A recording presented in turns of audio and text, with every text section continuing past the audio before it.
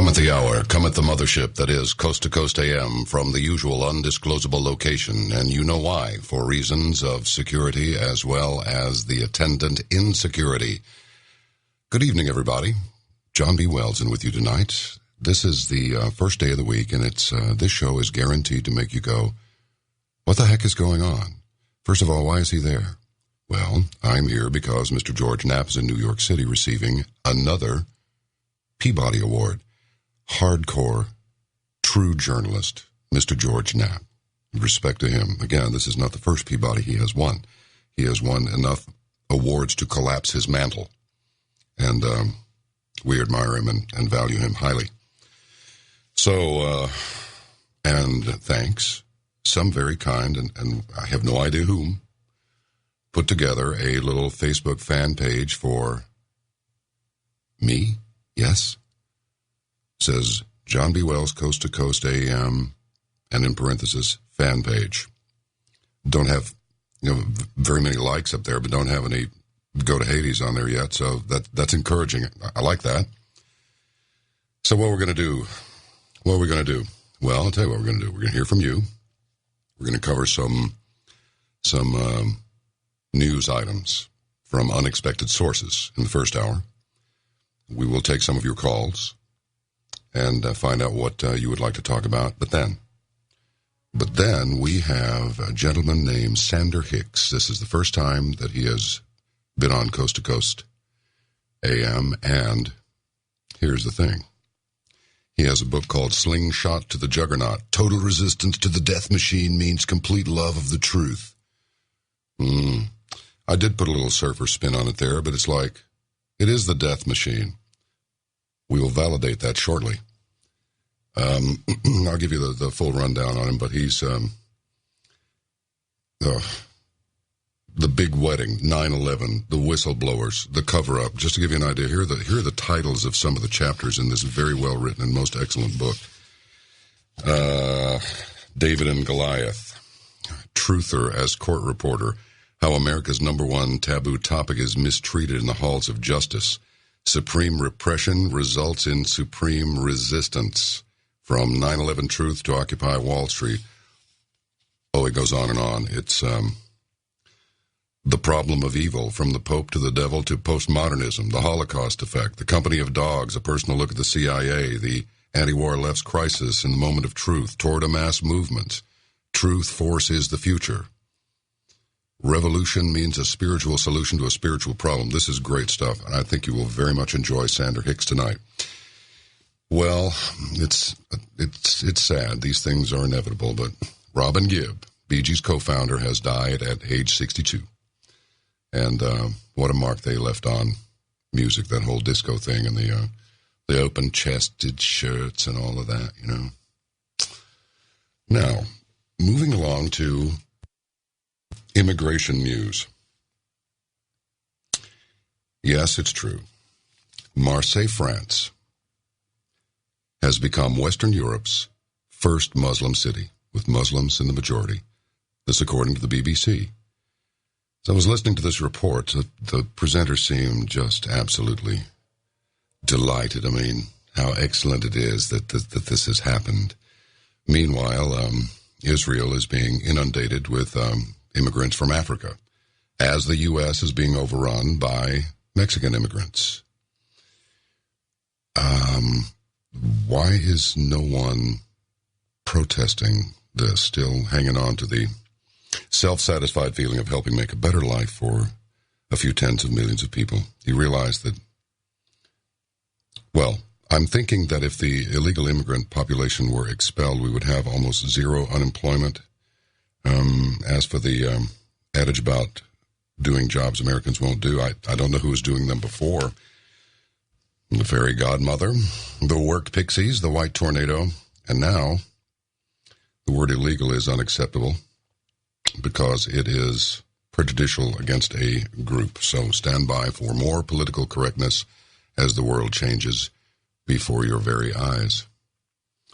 A teacher, you notice we're getting controversial already, trying to get you fired up for when you make your phone call. And we'll give the numbers here in a little while, and most of you know them anyway. A North Carolina teacher assaulted a student. He could be arrested for talking badly about anyone occupying the executive office, provided it's the current occupant of the executive office. And then we have 45 arrested, 4 officers hurt in protests as the NATO summit gets ready to occur in the second week of June. F-15s are all over the place, drones and everything else, set to repel hordes of teenage protesters. It's absolutely amazing. Now, this little piece of news comes from an unexpected source. I'm reading. Steadfastly continuing the perhaps not-so-new American tradition of stripping the American people of their freedoms, oppressing them, and, if need be, eliminating them altogether, all in the name of safety, security, and in order to save them from the evil terrorists hiding behind every tree, those evil Russians, the Iranians, and North Korea, Chicago prepares to host a showcase summit for the world's top war machine, an organization that will soon completely dominate and control the entire planet if architects behind it have their way. Where does this come from?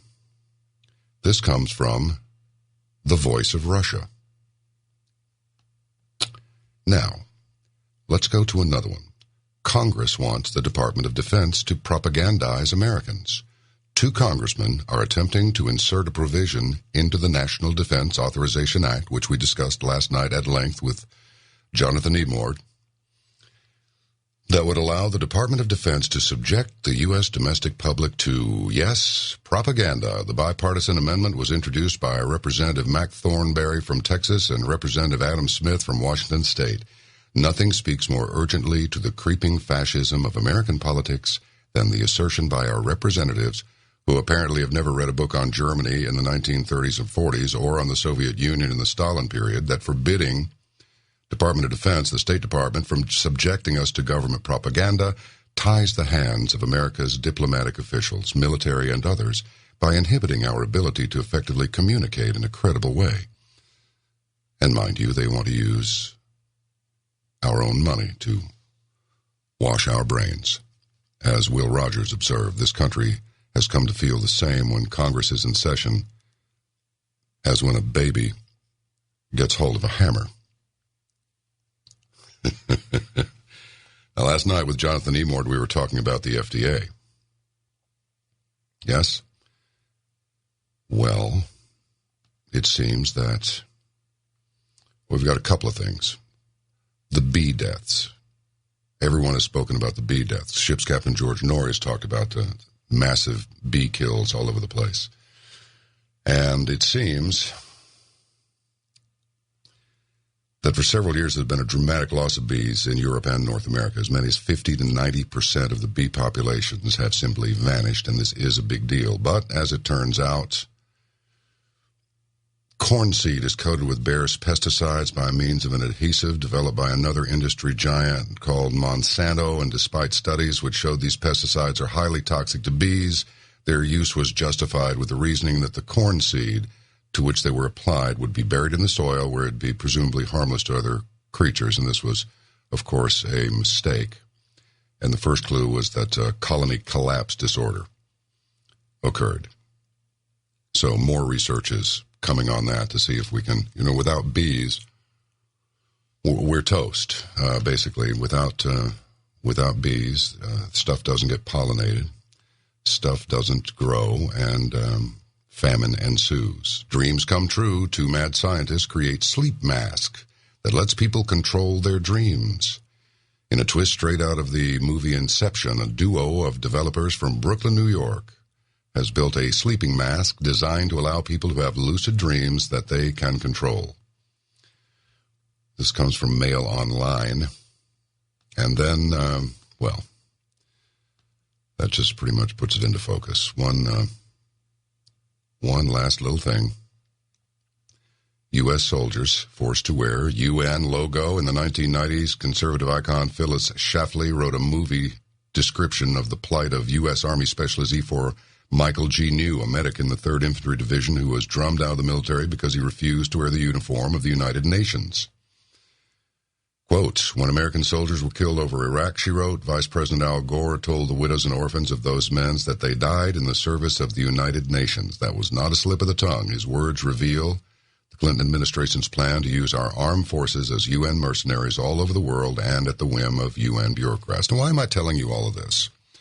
I want you to be aware of it. It's not coming. It's here. It's getting more and more in our faces every day. And it can be stopped, but not if we listen alone. Action must be taken along with the listening. So, gone on now for about 10 minutes. I think that's probably all we can take for now. Why don't we go to a little break and then come back with some more commentary, some news items, and your telephone calls. Getting ready for Sander Hicks, author of Slingshot to the Juggernaut. Total resistance to the death machine means complete love of the truth. Could that be the future of the U.S.? A force of truth, because, well, if things proceed as they are, the USA is going to be, our country is going to be missing a few letters. Us. This is Coast to Coast AM. We shall return. All right, here's a little bit of what's up in space. 35 new items have just been added to spaceweather.com, and some of this is pretty cool. Interplanetary shockwave, an interplanetary shockwave possibly associated with the M5 class solar flare of May 17 swept past Earth on the 20th around 0200 Universal Time, so that's, about 6 o'clock Pacific. And then a solar eclipse today. Many of you were able to see it. Got a report from somebody at Lalacom that that's LA Command. I just decided to give it the acronym Lalacom. Kind of rolls off the tongue easily. Anyway, she was able to view the eclipse by viewing it through a Pop-Tart, and then had a tasty snack to enjoy after the eclipse that had been irradiated with the like eclipse-laden magic from space, whatever. Anyway, we have a call west of the Rockies from Nevada. Come upon the bridge and speak with us. Yeah, hello? Hello, how are you? What's up? Okay, hi, how you doing? Yeah, my name is Kevin, and I'm calling from Reno.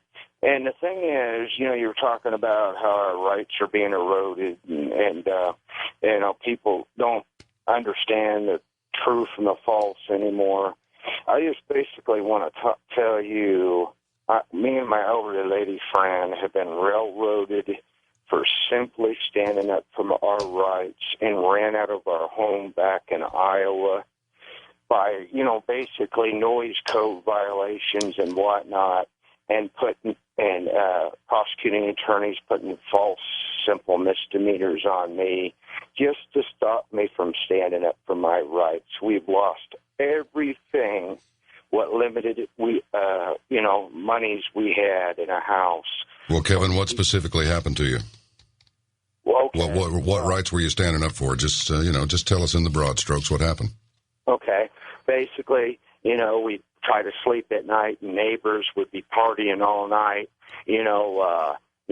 Loud stereos and that kind of thing, and I'd call the police, and they would, say, oh, there's no noise code laws and lying, etc.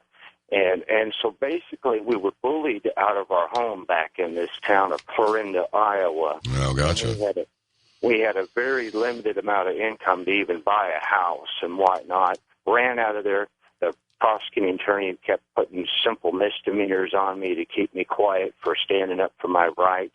Understood. My older lady friend would be mocked and threatened when she was walking our little chihuahua down the boulevard where we lived, and just terrorizing us. And everywhere we went, and just simply standing up for our rights, we've had police mock us and not care about the truth whatsoever, and mainly, noise code violation problems. Well, I understand, and I'm not unsympathetic, Kevin, but I got to tell you, thanks very much for calling, my friend. Here's the thing. First of all, when you're in a small town, everybody knows everybody, and you have to do these things with diplomacy, because in my experience, the last thing you do is call the cops. You understand? Use a little diplomacy, walk over to the neighbor, hand him a soda pop and a smile, hopefully nothing with high fructose corn syrup in it, because you'll actually be trying to kill him if you do that, and you know what it does to the human body, and just tell him, hey, can we chill out a little bit here? Otherwise, that kind of stuff's going to happen. So it's sort of like speaking German. You can say pretty much anything you want, but you must be polite. You don't say Platz. You say that to your dog. You don't just say sit. Nehmen Sie Platz. You know, you got to do it the right way. All right.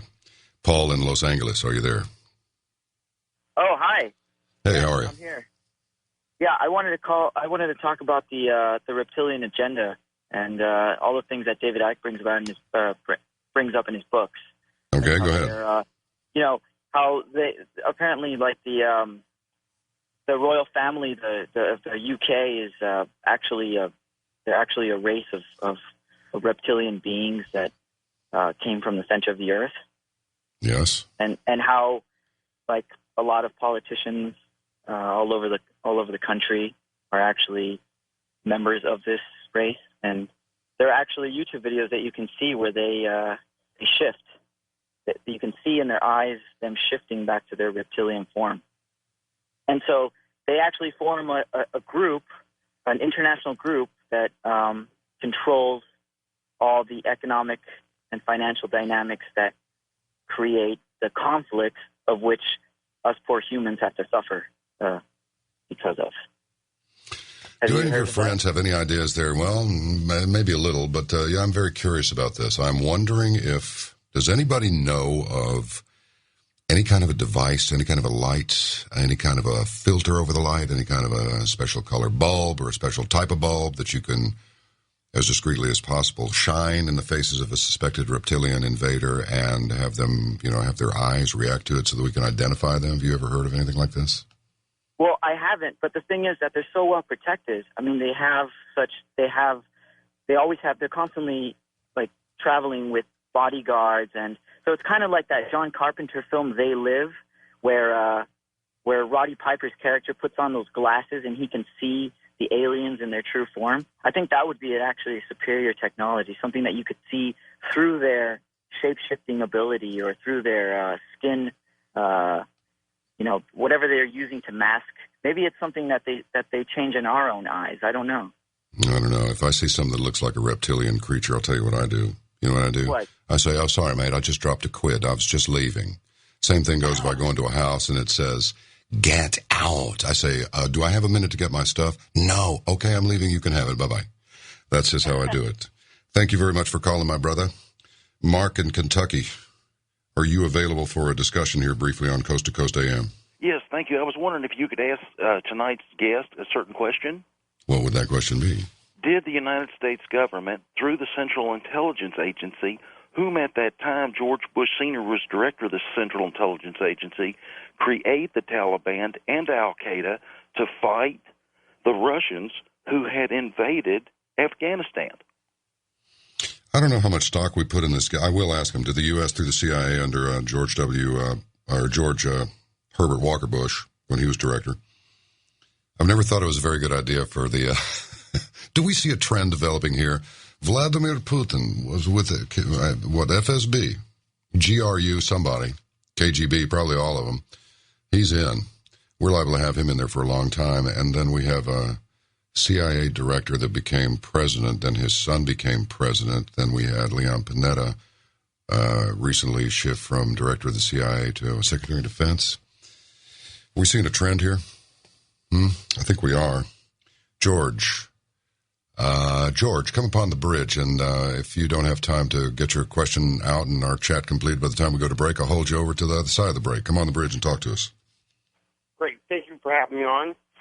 What I want to say is with this National Defense Authorization Act, that people like Ted Nugent, Alex Jones, and the list of other patriots are at risk of being imprisoned, and we all know it's coming, and it's inhibiting us from making the statements and getting the message through to, the protesters.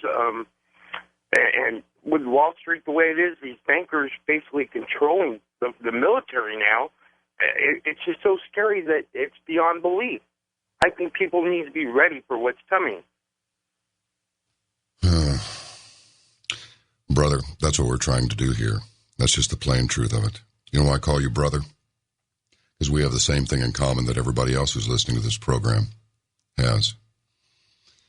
And that is, in fact, those who are not listening to the program, we all have the capacity to do what we do, which is shed tears for people we don't know when something bad happens to them.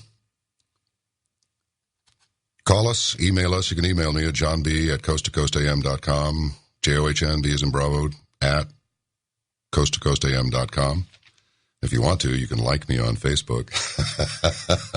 Coast to Coast AM will continue with your calls in just a moment. Yes, out on the overhang again. With you, my friends, Americans, countrymen, ETs joining us without our knowledge, a few enemies. How sad it is not to have a few enemies. You know what I mean? Think about it. Nothing to offend anybody with, no enemies whatsoever. And you know what they say about enemies. You should love your enemies. Because, number one, you always know where they stand. And number two, it's good to have them around in case your friends turn out to be disloyal little twats. Can we say that on the air? If you heard twats, that means we can. If you didn't, well, you don't hear what I don't say.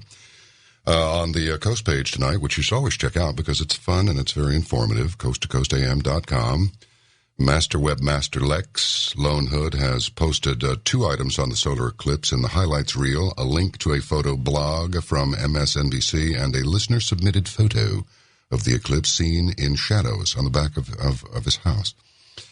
And it's very entertaining and it has some nice links, and you'll see a number of pictures of Ship's Captain George Norrie and myself and George Knapp, who's getting a Peabody Award, another Peabody Award for George Knapp. Unbelievable. We'll be back with a few more of your calls, and we'll get ready between now and the top of the hour for Sander Hicks, author of Slingshot to the Juggernaut, Total Resistance to the Death Machine Means Complete Love of the Truth. This is Coast to Coast AM. John B. in with you for the evening. Anthony in Las Vegas. George Knappland. Come up on the bridge and speak with us, Anthony. Hey, brother. How's it going? Pretty well. How's it going with you? I'm pretty upset. Today, for the first time, I had the privilege of watching the Obama Deception, film by Alex Jones.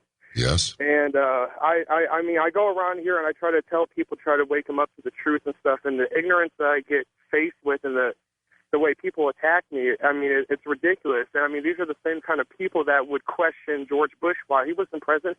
And I mean, they will not question Obama in the same way, and I have problems really understanding why.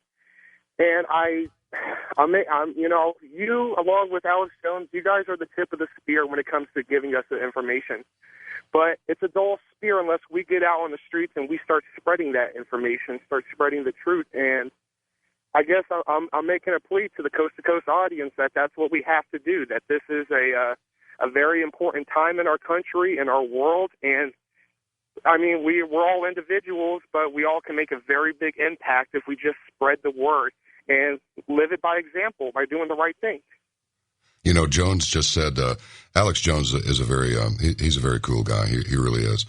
When I first learned of him, you know, he kind of talks like that. He's a big guy and he gets animated, and I'm going, wow, what's up with this? So I watched it for a while, but after I watched it long enough, I realized that this is no dog and pony show with Alex, and in fact, well, you'll be getting some reports on his upcoming activities as several meetings are prepared, and I'm sure that Alex will be there. But the whole point is that, listen, there's no money in being an alarmist or you know, that horrible catchphrase that's just gone pandemic, let alone viral, the conspiracy theorist. The thing about it is these aren't theories. This is what's really happening. And I don't want to be pigeonholed into, oh, God, he's Mr. Doom and Gloom. You know, it's like, oh, there's somebody going to get us. Well, read a history book, right? I mean, would you agree with that, Anthony? Read yourself, read a history book and see what's happened to other people. People were executed routinely in the Soviet Union just for being seen with some dissidents. Just some people who were protesting that form of government. It's like, no, they were executed. Closed coffins, end of story. And It's happened repeatedly. And as the Vedics say, if a thing happens once, it may never happen again. But if it happens twice, it's going to happen a third time for sure. I'm paraphrasing. So keep spreading the word. And try and do it diplomatically. And keep in mind that, I've said this before, I'll say it again in case somebody missed it. If you tell somebody that they're wrong, if you go professorial and you tell them that they're wrong, especially if they know you're correct, they will resist you even more. You have to persuade. You cannot command or demand. You just have to reveal the truth as you see it, vet your information as best you can, take responsibility if you make a mistake, which at this moment, let me just take a moment to say that the words that are coming out of my mouth have not been filtered through an attorney. And they do not necessarily represent the opinions of Premier Radio Network nor the affiliate station you're listening to this over. And that's just the plain truth of it. If something goes wrong here, it's all on me, okay? Cornelius in Louisiana, and thank you, Anthony. Cornelius in Louisiana, I think we've spoken with you before, have we not? Yeah, I was the one that said, you sound a lot like Art Bell. So I don't know if you remember that comment or not. I do. Great. Your voice for radio is great.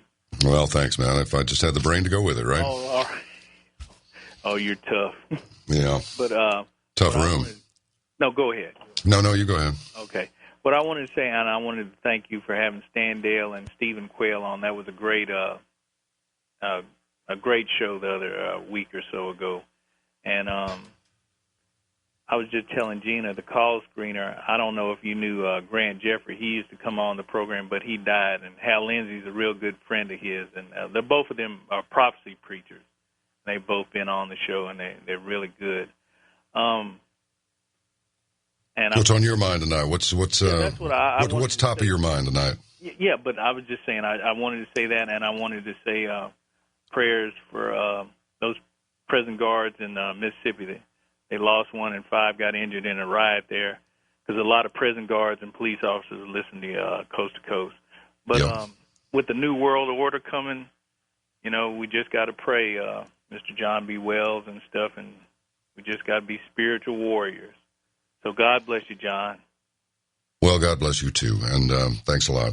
There are a lot of people out there that are involved in law enforcement. The very best of them do it because they want to make a difference. They really do. They're not getting rich off of this. They're people just like everybody else, and I think we should remember that they're subject to the same stresses. They're people. Just because they wear that uniform, that doesn't mean they're not human. They can lose control just like anybody else can. So our emergency services personnel are not our enemy. It's the people who are trying to take the Constitution of the United States away from us that are our enemy, not our fellow citizens. It does seem as though there's a very forceful effort being made to make us each other's enemy. That's not the case. It's the ones who are trying to divide us. They are the enemy. Don't worry about it. We'll find out who they are, and we'll rat them out properly on this program as long as I've got my breath and permission to sit in this chair. Lewis in Canada, can you come up on the bridge and speak with us? Give us your perspective and what's on the top of your mind tonight. Hey, John, how you doing? Doing all right, brother. What's up? Oh, not so much. Just, in Canada up here, there was a report just released by the Auditor General about the G20 in 2010, just about, and there was violations of rights and, just, this all, contributes, just, not even in America, just on an international scale, really. And it's just, it's all, New World Order, taking our rights away. It's all happening. It's just all happening now. Well, now, what part of Canada are you in? You don't have to name your neighborhood or anything. Just what part? Southern Ontario. Well, just in a minute or less, just tell us what is daily life up there. What are the pressures that people face politically or socially up there? What do people complain about in that part of the world? Well, there's just right now. There's a majority government federally, so there's just a lot of unnecessary scandals going on right now, just that's targeting the government. But, life is, it just matters on, who you are or, I don't know. It's just, life up here. It's, it could be, relatively the same down in the States, but, it's just, you have to ask, different Canadian, and then, they'll give their perspective, whether they're an immigrant or, just a citizen who was born here, like myself, just really, really, matters just based on the person. Mm-hmm.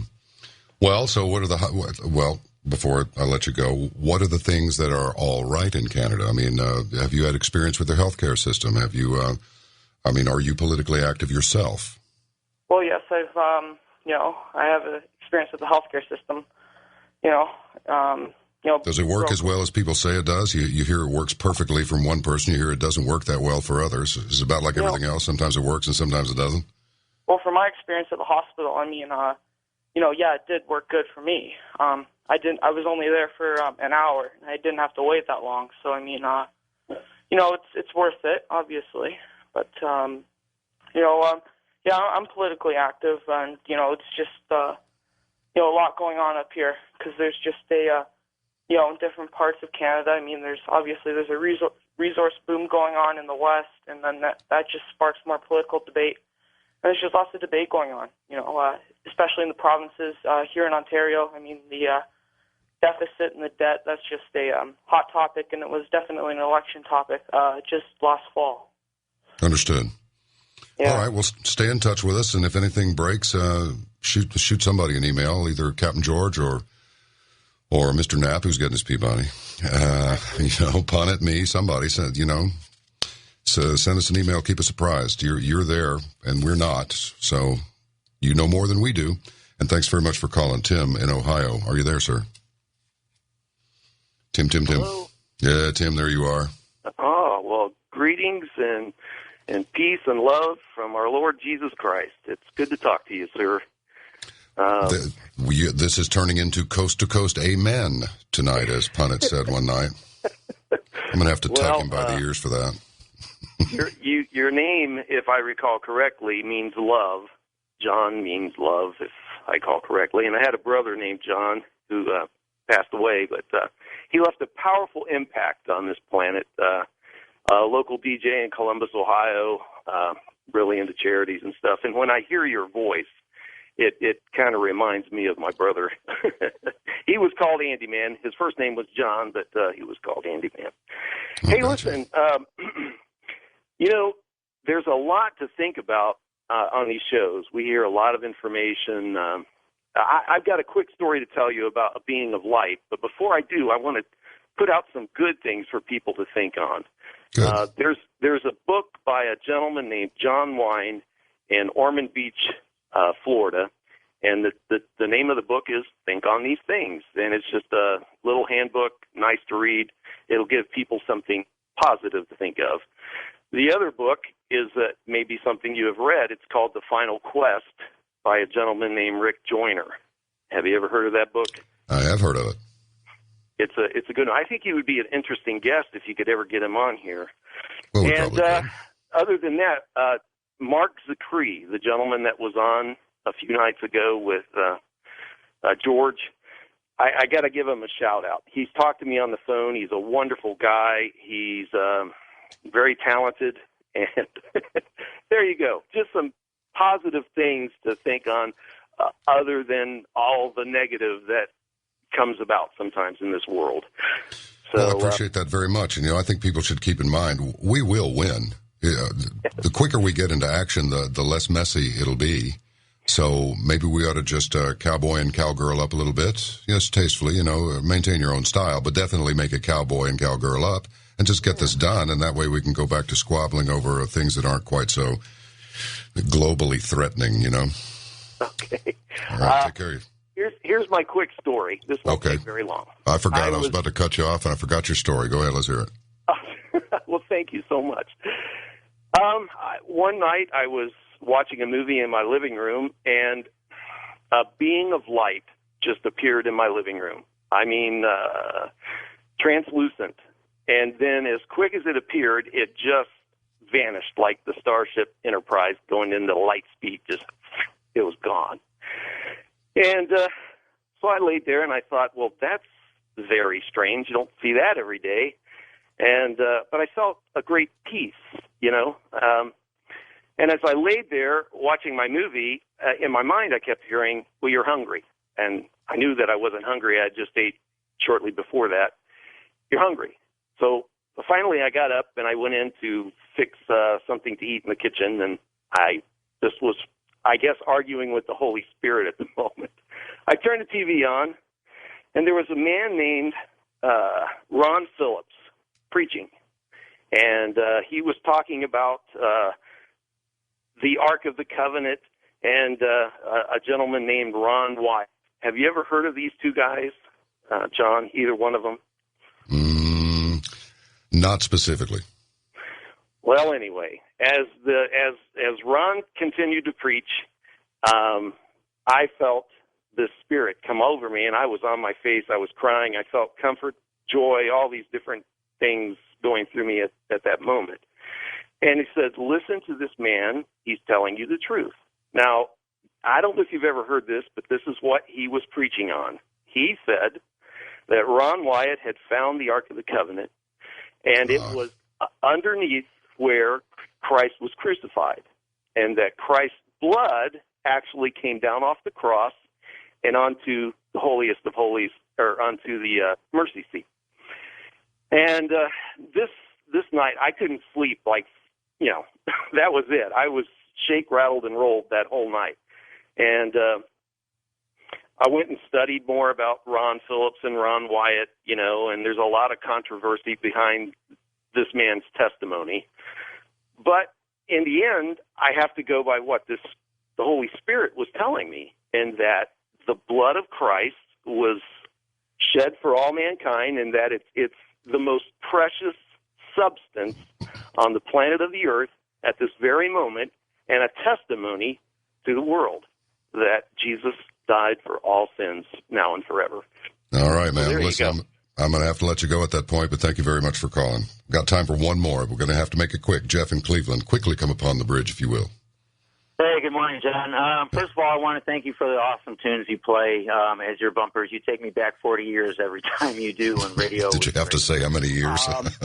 To quickly address something you said at the top of the show about who was doing the farm work before the immigrants were doing it. They were the immigrants. They've been doing it since the 40s and the 50s, and Cesar Chavez created the United Farm Workers to help protect them from being used improperly by employers. Anyway, what I was really calling about was the NDAA.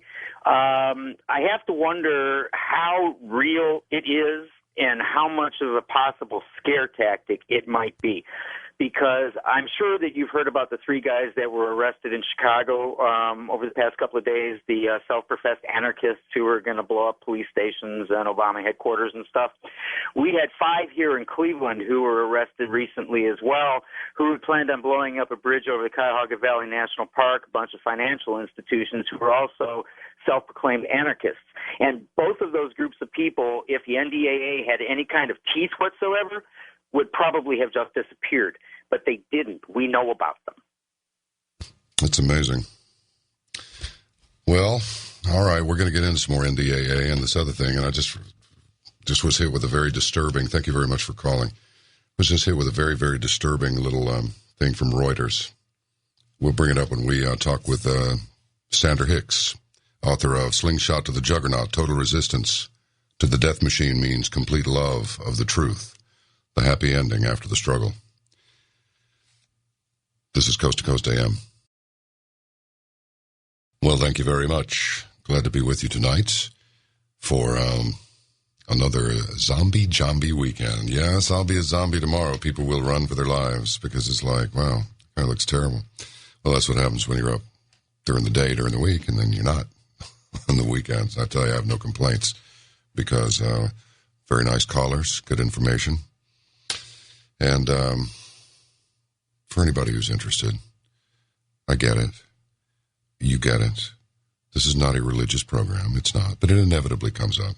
Everything comes up on Coast to Coast AM. So Don't let it bother you too much, because in a minute we're going to welcome onto the bridge author of Slingshot to the Juggernaut, Sander Hicks. Tell you all about him in a minute, but let us just say that he has written about economics for Alternate, religion for the Huffington Post. He ran for office with the Green Party. He was elected the president of the Cordeleau Road Merchants Association in 03. I don't know what that is, but I'm going to find out. Maybe I should. He's spoken widely across the country, from house parties to radical bookstores, all the way to Stanford Law School. He is a very cool guy and a very cool author, and I am sure he is going to raise some hackles, ring some bells, and tweak some minds. We'll speak with him in just 2 minutes on Coast to Coast AM.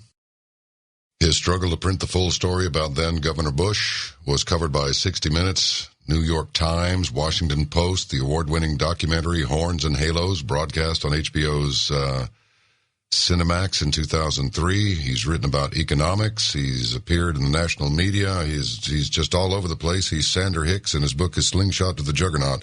Welcome, Sander. I understand this is your first time on Coast. That's right, John. How you doing? Well, I'm pleased to be the one to talk to you. Oh, great. Yeah, I've gotten people on your show before. Jim Hatfield, the biographer of the Bush book you were just mentioning, I believe was on your show about 10 years ago. Fortunate son, yeah. Well, let's see. His dad was director of the CIA and became president. Yes, he was, in fact, a fortunate son, wasn't he? He sure was. It was a great book. You know, I just feel compelled to say something about the fact that it's like 03, 05. It's like, yeah, these things take a while to show their full value, don't they? Oh, yeah. You're talking about the truth about 9/11 coming out? Well, yeah, I'm talking about all of it. All these things that were just theories back in those years are now, well, they're not really theories anymore. They're becoming substantive facts. Yeah, it does take a while for the truth to come out, but the truth is a powerful thing. Well, where would we like to start? Your book is called Slingshot to the Juggernaut. So what is the slingshot and who is the juggernaut? The slingshot is new revolutionary tactics in which faith is a part of the struggle for justice. And so the slingshot, I'm not really referring to a weapon as much as a technique. And I'm thinking about the David and Goliath story of the Old Testament and how people should go back and read it, because it's really an inspirational story. David chose a slingshot to use against the ogre Goliath because he didn't want to use traditional weapons. He wasn't into the armor that the Israelites were trying to get him to wear. He was into using his faith against the Goliath, the juggernaut, the military juggernaut of his time. And these days, militarism and this kind of overwhelming power, or the illusion of power, is a big part of what the U.S. military juggernaut is all about. So, well, yes, they say the presentation is everything. Yeah, that's right. Yeah, not only do we have the biggest military-industrial complex really ever in history, but we've also got this. It's when you study 9/11 or anthrax or really just reality in the past 10 years, you realize that the U.S. war machine also creates illusion. It creates the impression or the reality of so-called reality. It creates enemies. It creates the construction of an enemy, but really it's just a phantasm. It's just a construction. Well, it's like a two-gun shooter walking into a saloon in the Western days, and everybody else has just got one. It's sort of like the guy with the two guns stands out. It's more like the analogy could be said. It's more like I'm here to say that the boogeyman doesn't exist. That Al Qaeda is largely a construction of the U.S. government and the U.S. media machine, and more people need to ask themselves, is what you believe really true? Let's say you believe that Al Qaeda or Al Qaeda did 9/11. Well, just stop and ask yourself, when did you start believing that and why? And when was it proven that Al Qaeda did 9/11? Was it ever proven?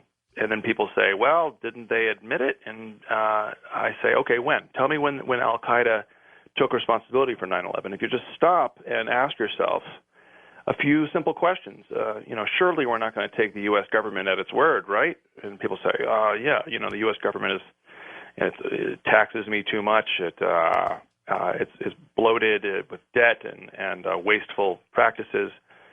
But then you ask yourself, well, okay, so did bin Laden take responsibility for 9/11? People think he did, but he never actually did. There was fake bin Laden videos, and so that's what Slingshot to the Juggernaut is all about. It's really about using faith to penetrate illusions. What kind of faith? What sort of faith are we talking about? Are we talking about religious faith? Are we talking about the stuff about, well, you can manifest your future just with positive thoughts because of the hypothalamus and all the peptides? How are you breaking this faith down? What do you mean by that? I think that faith is a personal journey that everyone needs to make, but I really do believe that we have an inner light inside of us. We have a nature that is a truth-loving nature, and that we have to start believing in that first. I do believe in God. God works for me personally, but I'm not here to kind of force any one vision of God down people's throats or say that I've got the truth and you don't. It's more like the process of sobriety is more of what I'm referring to here, this idea that there's a higher power, or in Montreal, a Sufi guy just pointed out the concept of the deeper power.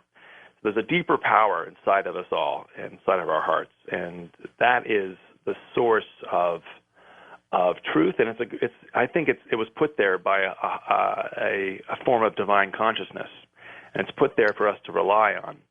And maybe this sounds simple, but I think a lot of people forget about it, and a lot of people, or we all too often get kind of distracted by daily life and by desires for things outside of ourselves, when really there's a truth-loving nature inside of ourselves. Well, it must be the thing that drives criminals to return to the scene of the crime because they actually feel guilty. Maybe it's the thing that makes a little kid, I was just talking about this last night, makes a little kid first cry, and then if you continue to take things away from him, steal things from him, he'll get up and take his tiny fists and wail on you with them, all 2 years old of him or her. So, yeah. Obviously, these feelings come from somewhere. We came into the world with them. I don't remember anything before I was born. Do you? Well, that's an interesting question. I think those memories might be somewhere deep down inside me, but maybe that's just because it's 2 a.m. Eastern and anything seems possible. Understood and appreciated completely. Well, sometimes you'll go to a place, maybe in another part of the world, maybe in your own hometown, and you see things that that you've seen before. You just know it. Now, some scientist somewhere may say, well, that just happens to fit some sort of an algorithm, some sort of a little jig that you have in your head already from who knows what, experiences in live conversations and exchanges with people. Maybe it's something you saw on television. You just think you saw that before. I mean, much like the near-death experience was like, no, stuff starts going wrong with your brain physically, and everybody sees the white light. And other people say, no, man, I saw the man standing there talking to me and told me it was not time for me to die and for me to go back. So who can explain all of this? Everybody has their individual experience. I like to say we go down the same road, but we see different scenery. So I think the human soul is incredibly complex and incredibly deep. And one thing I've been doing recently I've been sitting in Zazen doing some Zen meditation. And Zen is all about getting clear and emptying the mind. But it's not an emptiness that's empty like dead space. It's more like an emptiness that has to do with the fullness of God inside of emptying your mind. And if this seems strange, think about the concept of zero equaling infinity. So I think what you're talking about is clearing the mind, and so that the possibility of the richness of the history of your own soul can become known to you. And maybe that includes past lives. For some people, that's a helpful study. And it's just, for me personally, that's not really what I'm here to talk about tonight. I mean, it's a little bit outside the scope of what I'm talking about in this book, but I think the concept of zero equaling infinity, the emptying your mind so that the richness of your soul can become a little bit clearer, is something that is very much in my book. Well, let me see if I can just tip the mothership this way just a little bit. What led you to do the work that you do, and why did you become involved in the things you became involved? What was the motivation that drove you to become involved in the things that you did? Sorry, I had a brain-mouth interface failure for a minute. Sure. And then on top of that, thirdly, what prompted you to write this book? Because it's very well written, it's very rich in information, and it's not easy to just sit down and write a book like this. Right. Yeah, it's the book really is the product of the last 5 years of research. With the topic of 9/11 and studying 9/11, a lot of it had to do with a story that really starts back in 1999, being the publisher of that controversial biography of Bush, Fortunate Son. And not only did Fortunate Son tell the full story of W. Bush's life of shaved corners and backroom business deals and special favors that kind of formed the man, all this a creepy privileged history created a creepy privileged guy. But one of the details was also that the bin Laden family had been in business with W. Bush going back to the late 70s, Salim bin Laden. So when 9/11 happened, I was in a special position I had just taken a leave of absence. Jim Hatfield had just shown up dead in a Arkansas motel room, and I personally was shattered about that suicide. When you say he showed up dead, does that mean he was not there before he was taken there?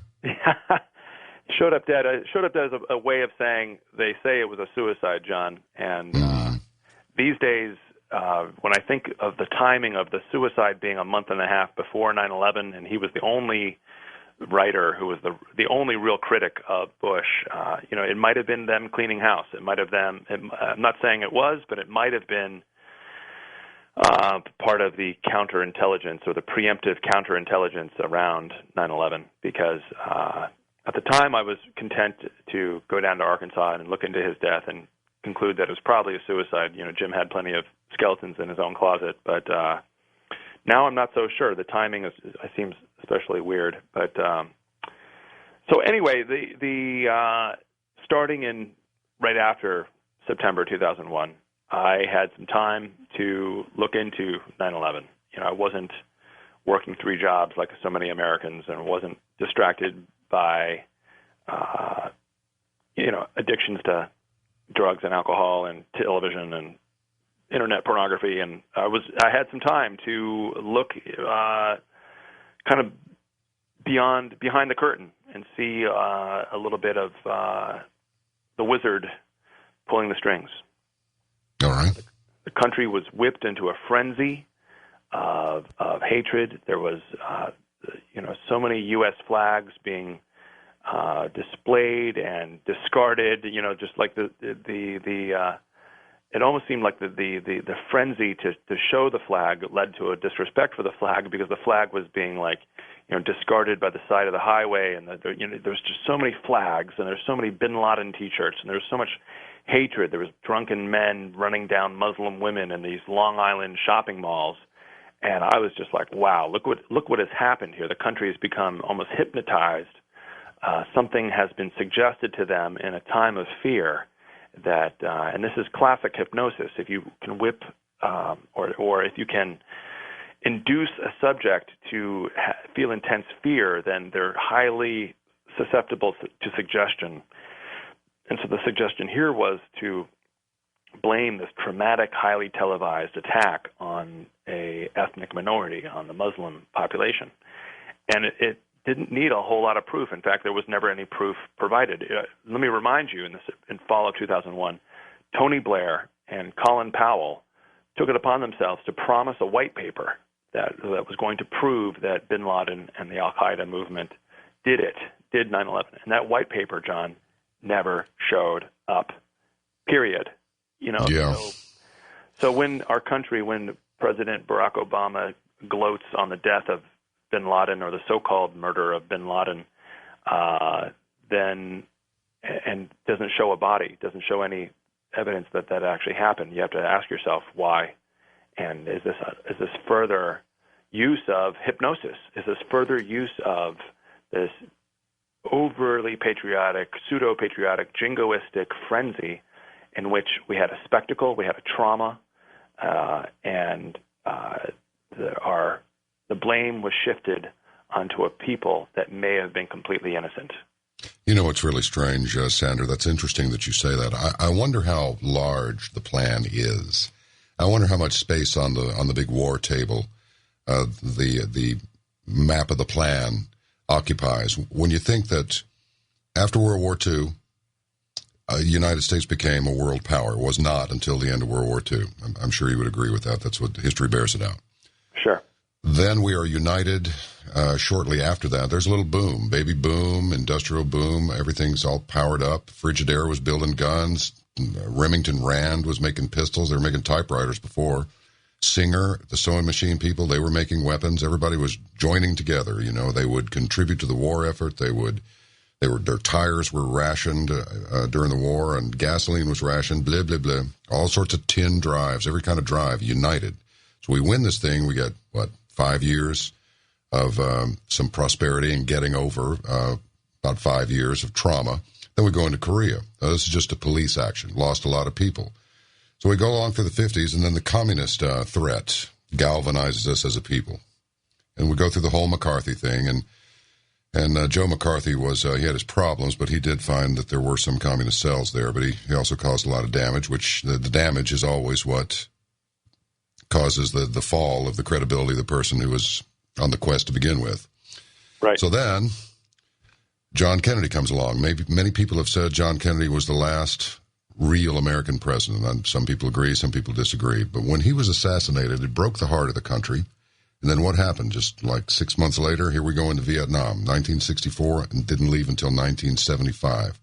And one war after another. So when 9/11 comes along, we're now galvanized again, a common threat from a common enemy, American flags all over the place. I was in Los Angeles at the time. There was an American flag, at least one, on every car out there, and then suddenly they were just gone.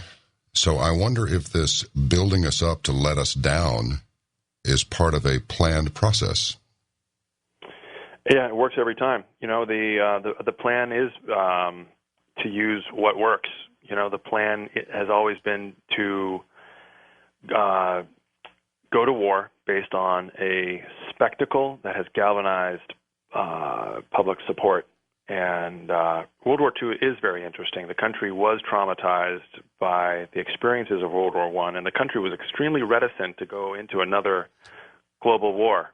Hold on just a second. Hold your thought right there. Don't lose it. We got to take a hard break, and we'll be back with Sandra Hicks, Slingshot to the Juggernaut on Coast to Coast AM. You know, that Soundgarden with a little Avengers music for you. We could use some superheroes right now, you know, without the garish costumes, although some of them were not bad. It's a great picture. I love Robert Downey Jr.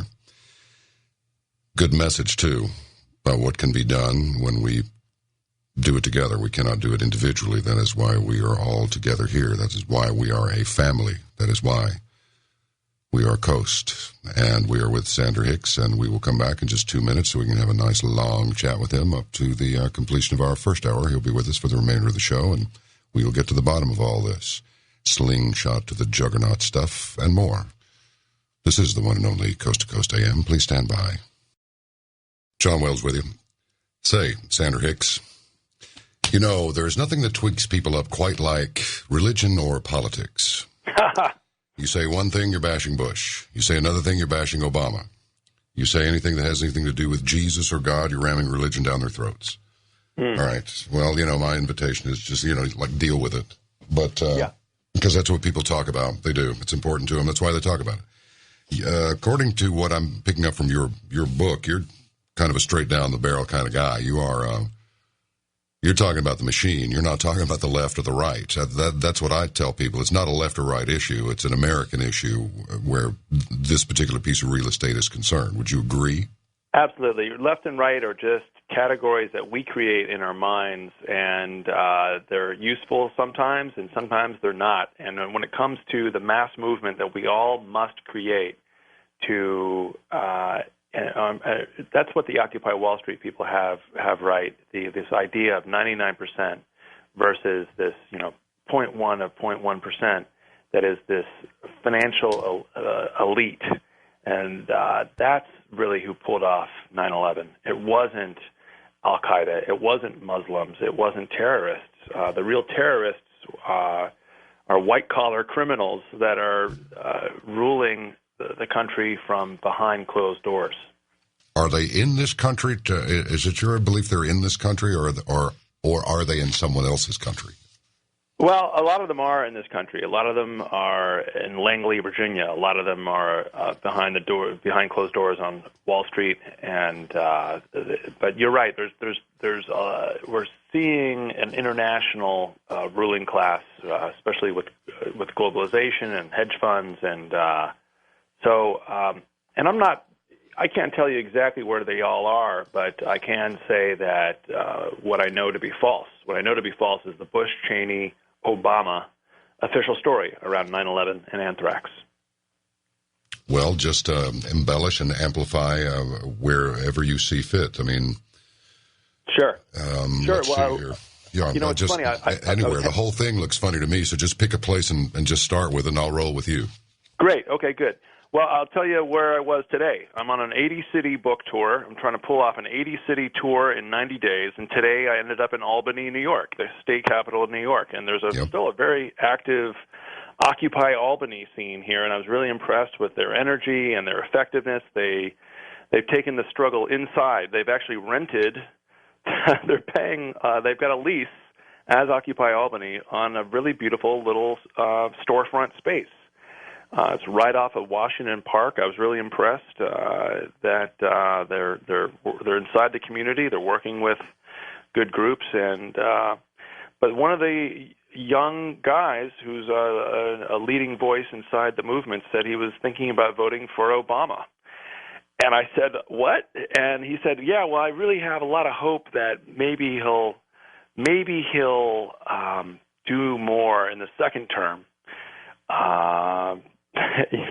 And I just said, oh my! I said what's really great about Occupy is this idea of vote every day, get more involved in your spending decisions, your political decisions that you make every day, rather than thinking about getting politically involved only once every 4 years, because that's the choices there are a poverty of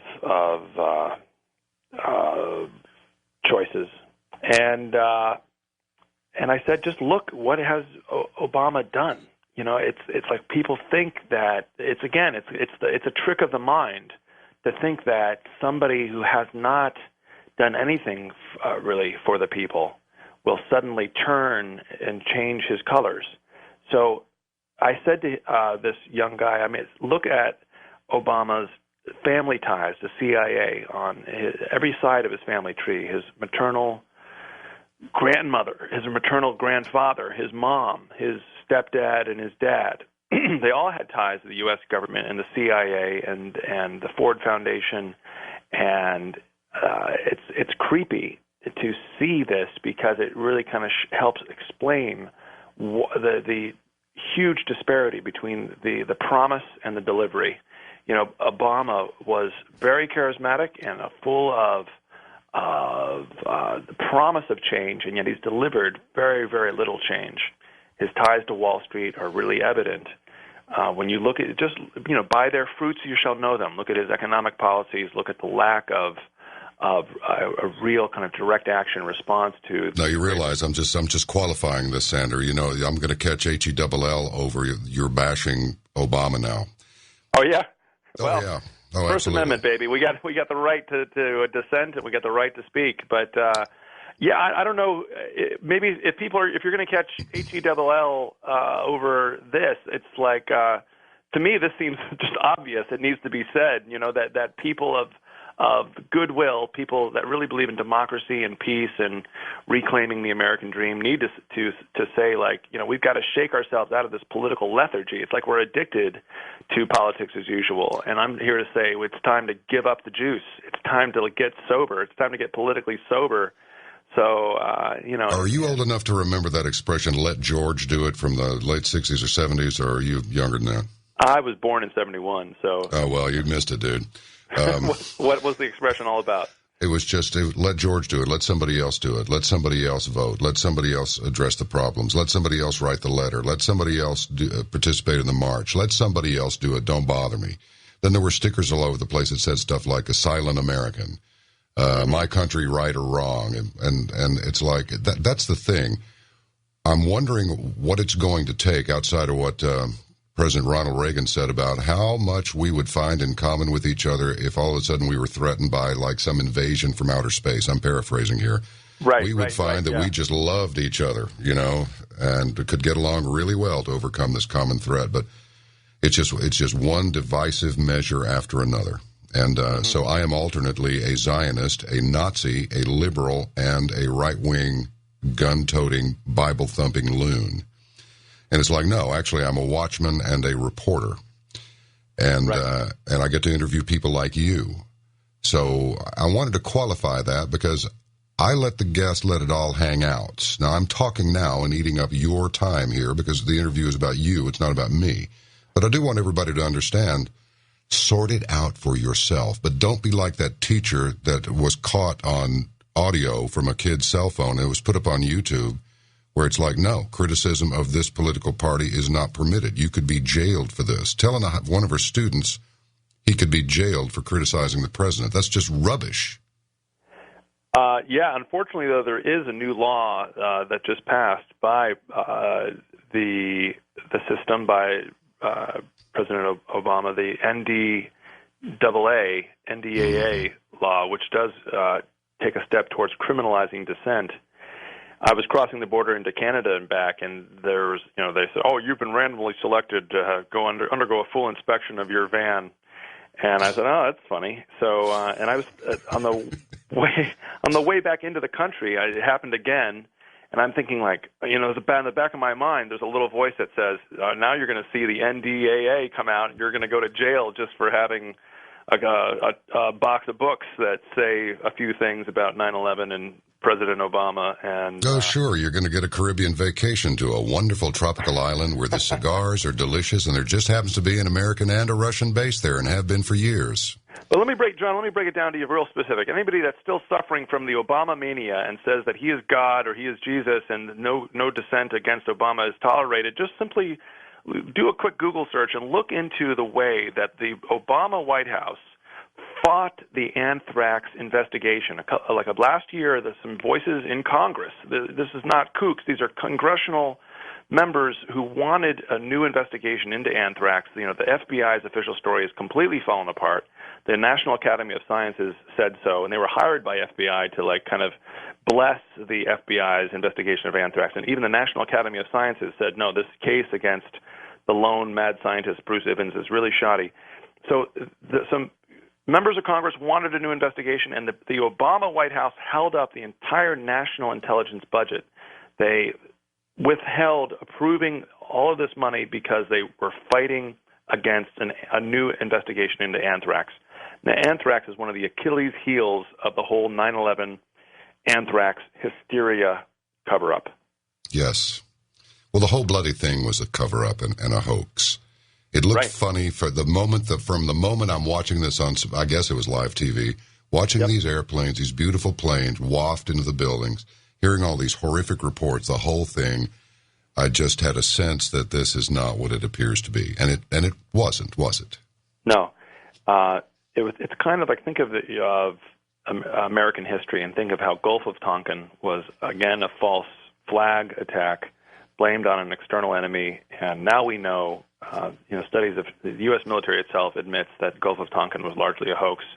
But the system needed a kind of Gulf of Tonkin. But the system, the intelligence of the U.S. military financial elite realized that this time Gulf of Tonkin had to be televised.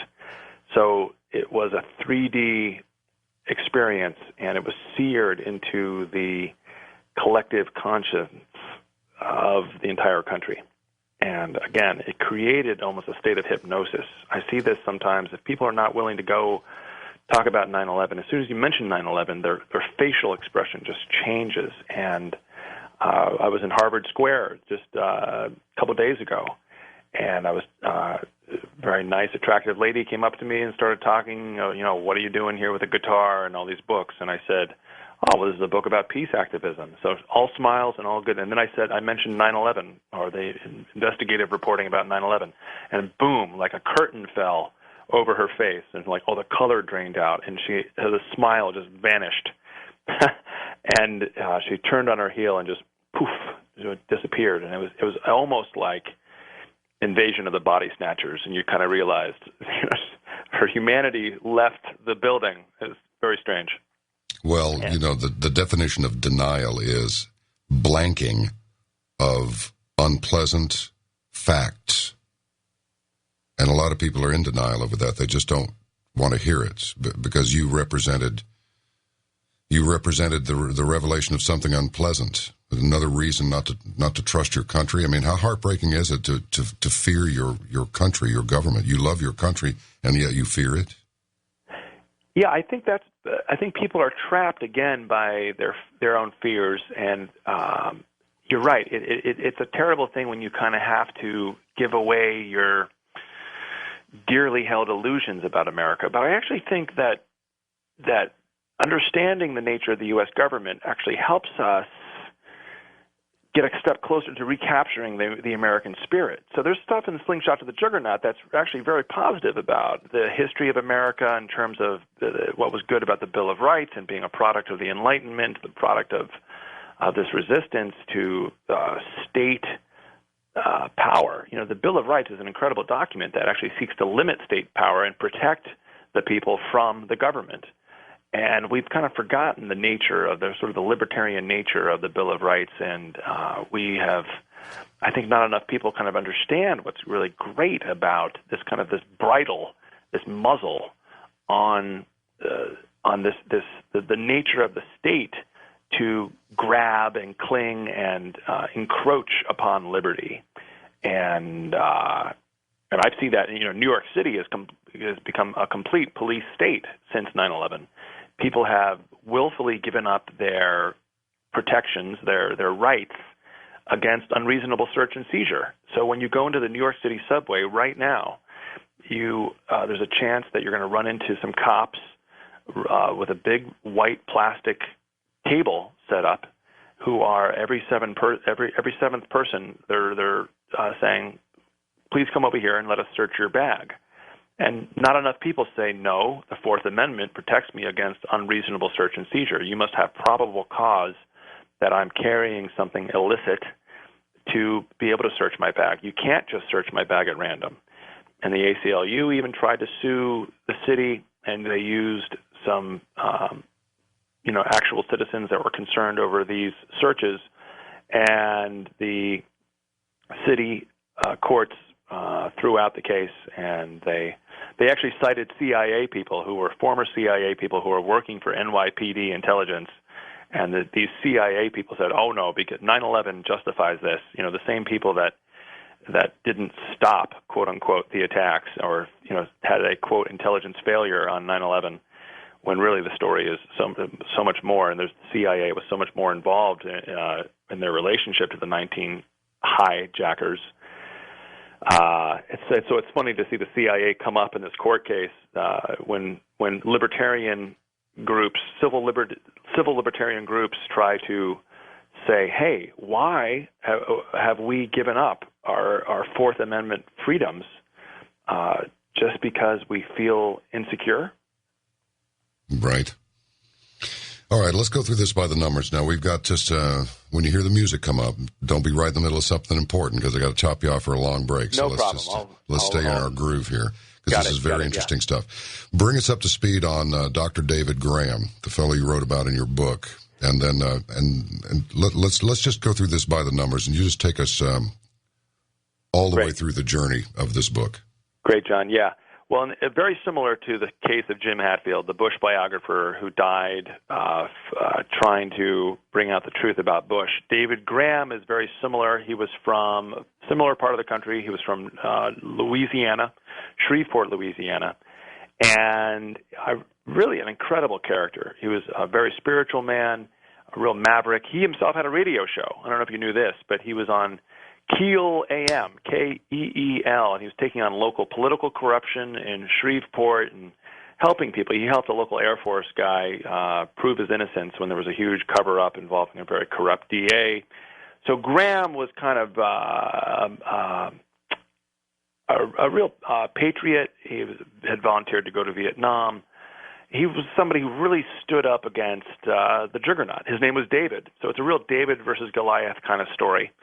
He met two of the 9/11 hijackers, the so-called hijackers, the people that I think are actually patsies or actors or the convenient scapegoats of 9/11. But he met a couple of them. He met Nawaf al-Hazmi and Fayed Banahamad 10 months before 9/11. He did what he thought was the right thing. He warned the FBI. The FBI was really strange and hostile to Graham. Graham said, hey, listen, these guys have this creepy handler who is bragging about his connections to bin Laden and his connections to Washington and his connections to the Pakistani ambassador.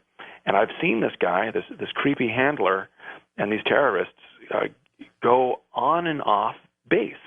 They have been going to Barksdale Air Force Base, and they're treated like royalty. And this guy MJ Khan is allowed to be on the base, and he's bragging about dating women in the military. And what the heck is going on here? And the FBI says, don't worry about it. Look the other way. It'll be better for your health if you just kind of look the other way on this. And Graham was like, no way. After 9/11 happened, Graham was like, he saw these faces pop up and the same faces that he met. And he was filled with guilt, John. He was like, wow, maybe I didn't do the right thing. Maybe I wasn't loud enough or distinct enough with the FBI. And so he keeps on meeting with the FBI, and he goes to the Joint Inquiry and travels on his own dime to Washington and tries to get the system to listen to him. And the system would not listen because the same terrorists that he met in Shreveport were also the same guys that lived with the FBI informant in San Diego, Nawaf al-Hazmi. Yeah. That's just perfect. They're the same ones that lived with who? Well, with Sheikh, the FBI informant in San Diego, and I can tell you more connections on the other side of the break. All right, that sounds great. And then we'll talk about the Atta's CIA drinking buddy, too. We're going to talk about that, aren't we? This is going to get better. And better still. Sandra Hicks is our guest tonight on Coast to Coast AM. Stand by. Hi. If you like the current files that you are listening to and you like my current channel, please make sure that you subscribe to my backup YouTube channel. You can get there by going to www.ufofacts.com. That's www.ufofacts.com. It is the backup channel, and it also has a completely different set of audio files for you to listen to, so that you've got the existing channel's files, plus you've got a second channel with completely different files as well. And it's also acts as a backup. So make sure that you subscribe to there as well. Yes, that song goes out to the 1% once they've been dethroned, if Occupy Wall Street has their way. I wish we had time to discuss all of that, but maybe we do.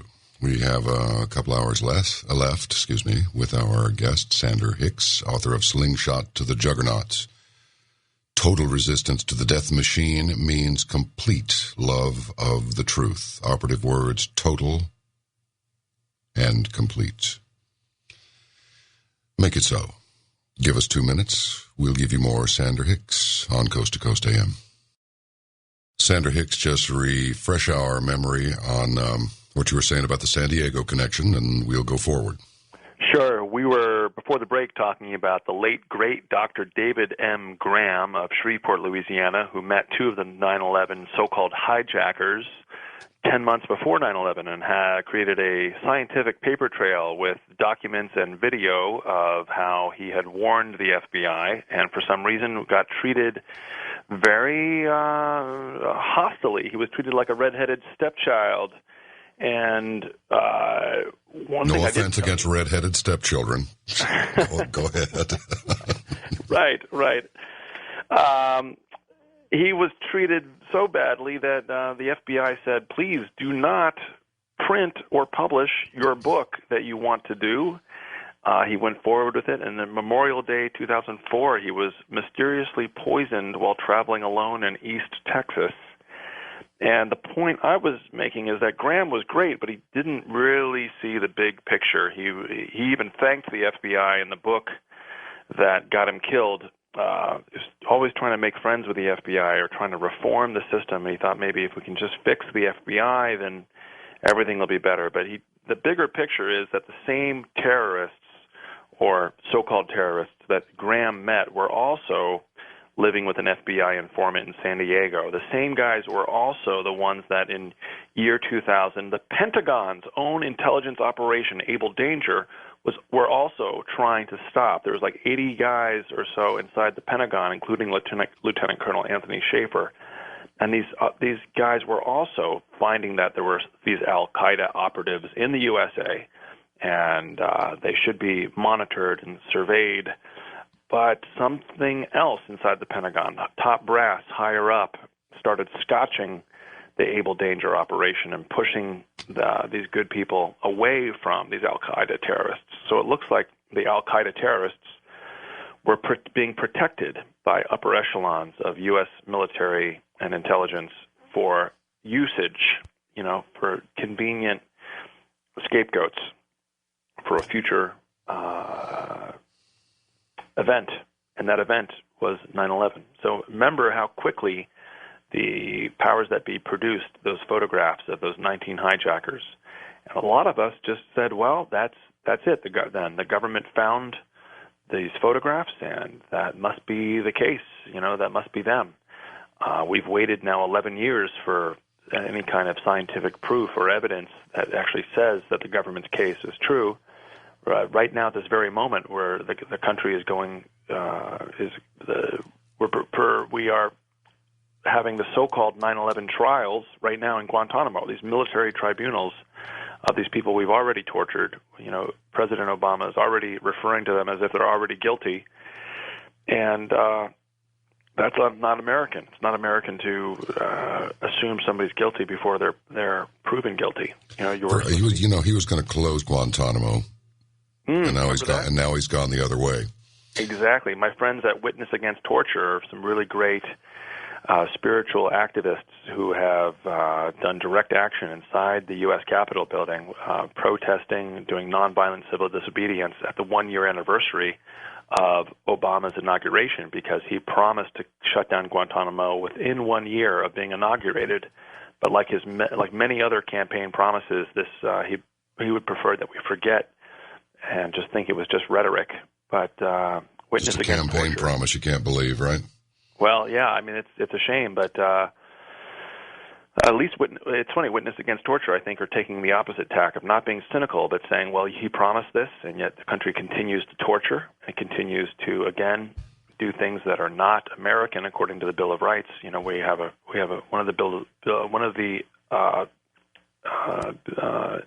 one of the rights that we have is against cruel and unusual punishment. So we're supposed to be the anti-torture country, and more people need to know that. Have you ever done the waterboard thing? Have you ever tried it? Not since breakfast. Mm-hmm. Well, it's never mind. Well, have you? You've been waterboarded? I don't remember. I might have played with it a little bit. Well, let me ask you this. Let's just take a little side trip here. I don't want to interrupt your train of thought. I just want to take a little quick side trip. Sure. I think it was predetermined who was going to be president when George W. Bush came in. There was all that brouhaha over the hanging Chads and stuff like that. Florida Supreme Court finally said, no, he's a winner. That's it. He got Florida. I think it just seemed to me like it was a foregone conclusion that Barack Obama would be president. And it appears it's a foregone conclusion that Mitt Romney is going to be president. I don't know if you agree with this, but if Mitt Romney were to become president, based on what you know of him, it appears that my theory and many other people's theory share that theory, that the left and the right makes no difference. The ship goes in the same direction regardless of who's in office, pretty much.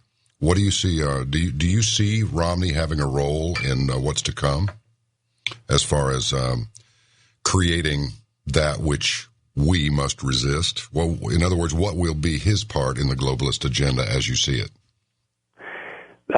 Good question. Somebody recently said to me that the president is a middle manager at best. The president is not the supreme leader.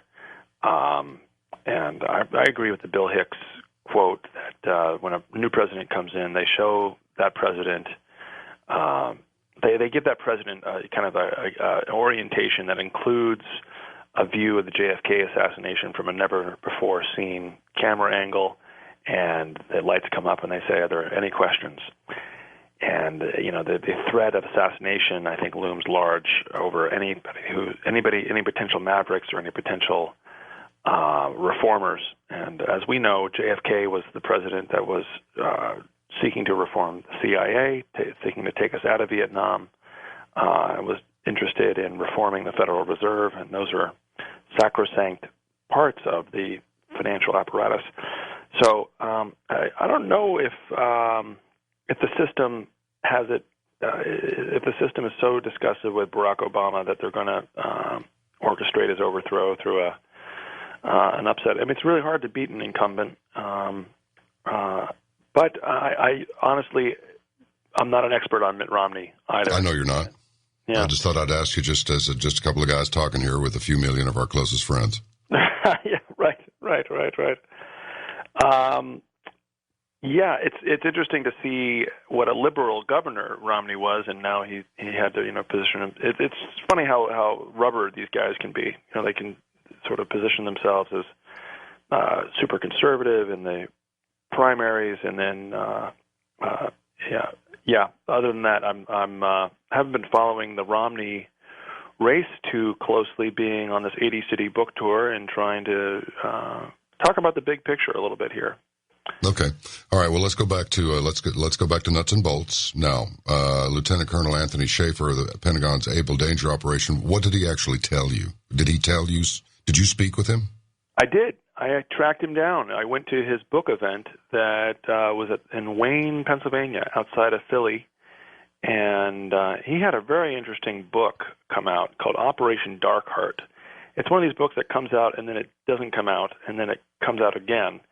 In this case, it came out, 10,000 copies were printed. The Pentagon bought them all. The Pentagon said, whoops, we forgot that we didn't like something in this book.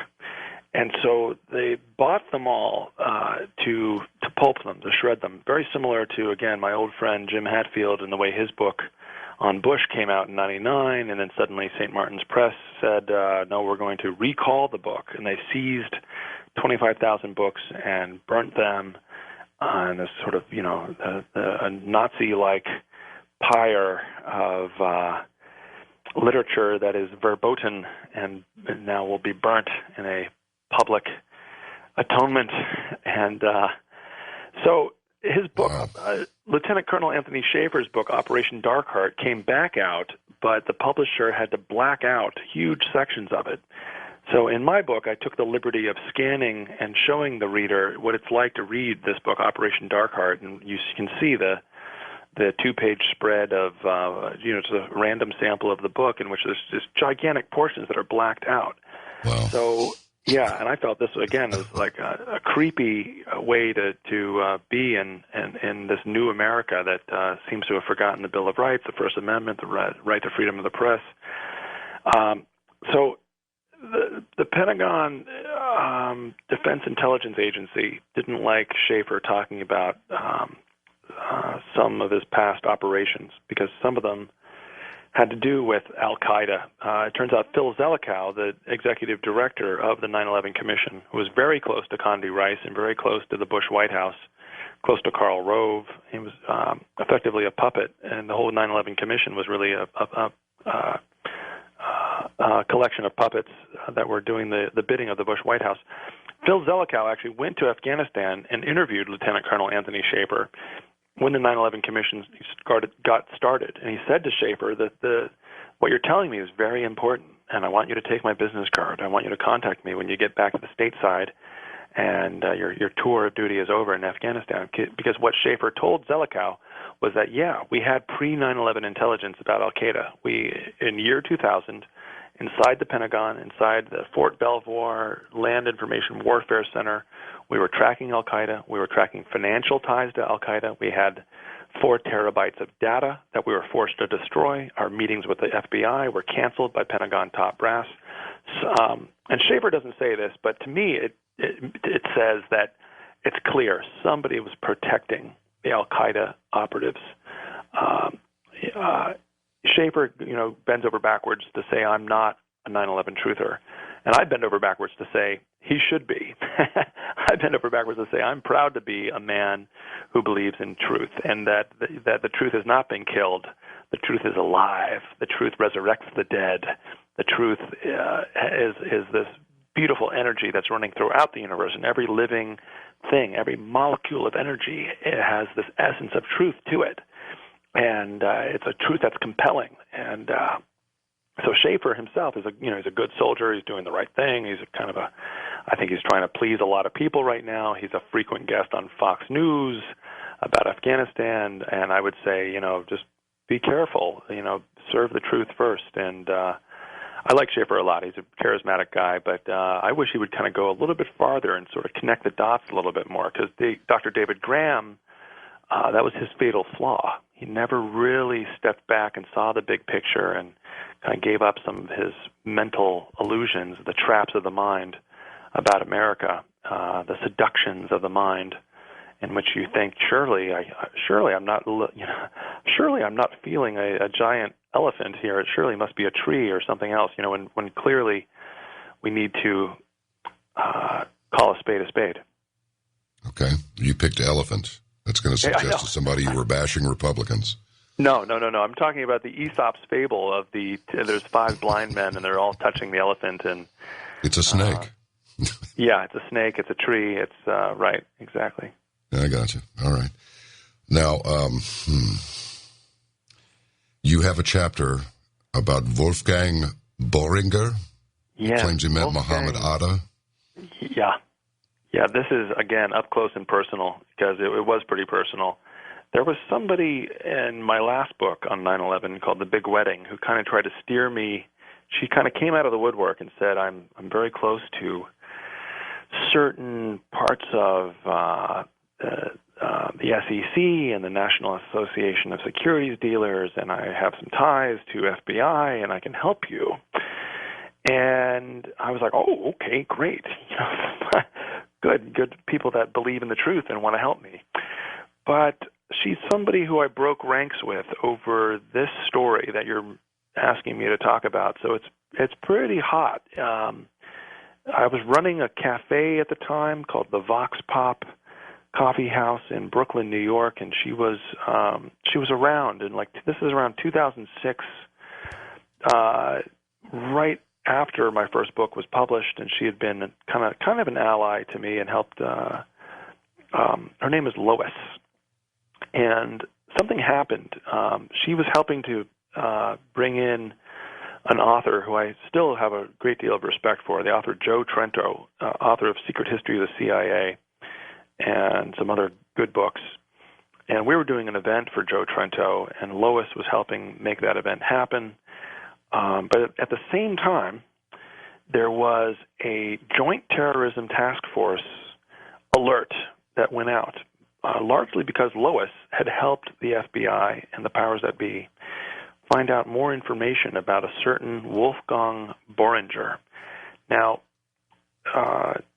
there's probably a lot of names here in this story, so stop me if it gets confusing. But Wolfgang Boehringer was the subject of research mostly by this guy, Daniel Hopsiker. And Hopsiker had been a mutual friend of Lois and myself.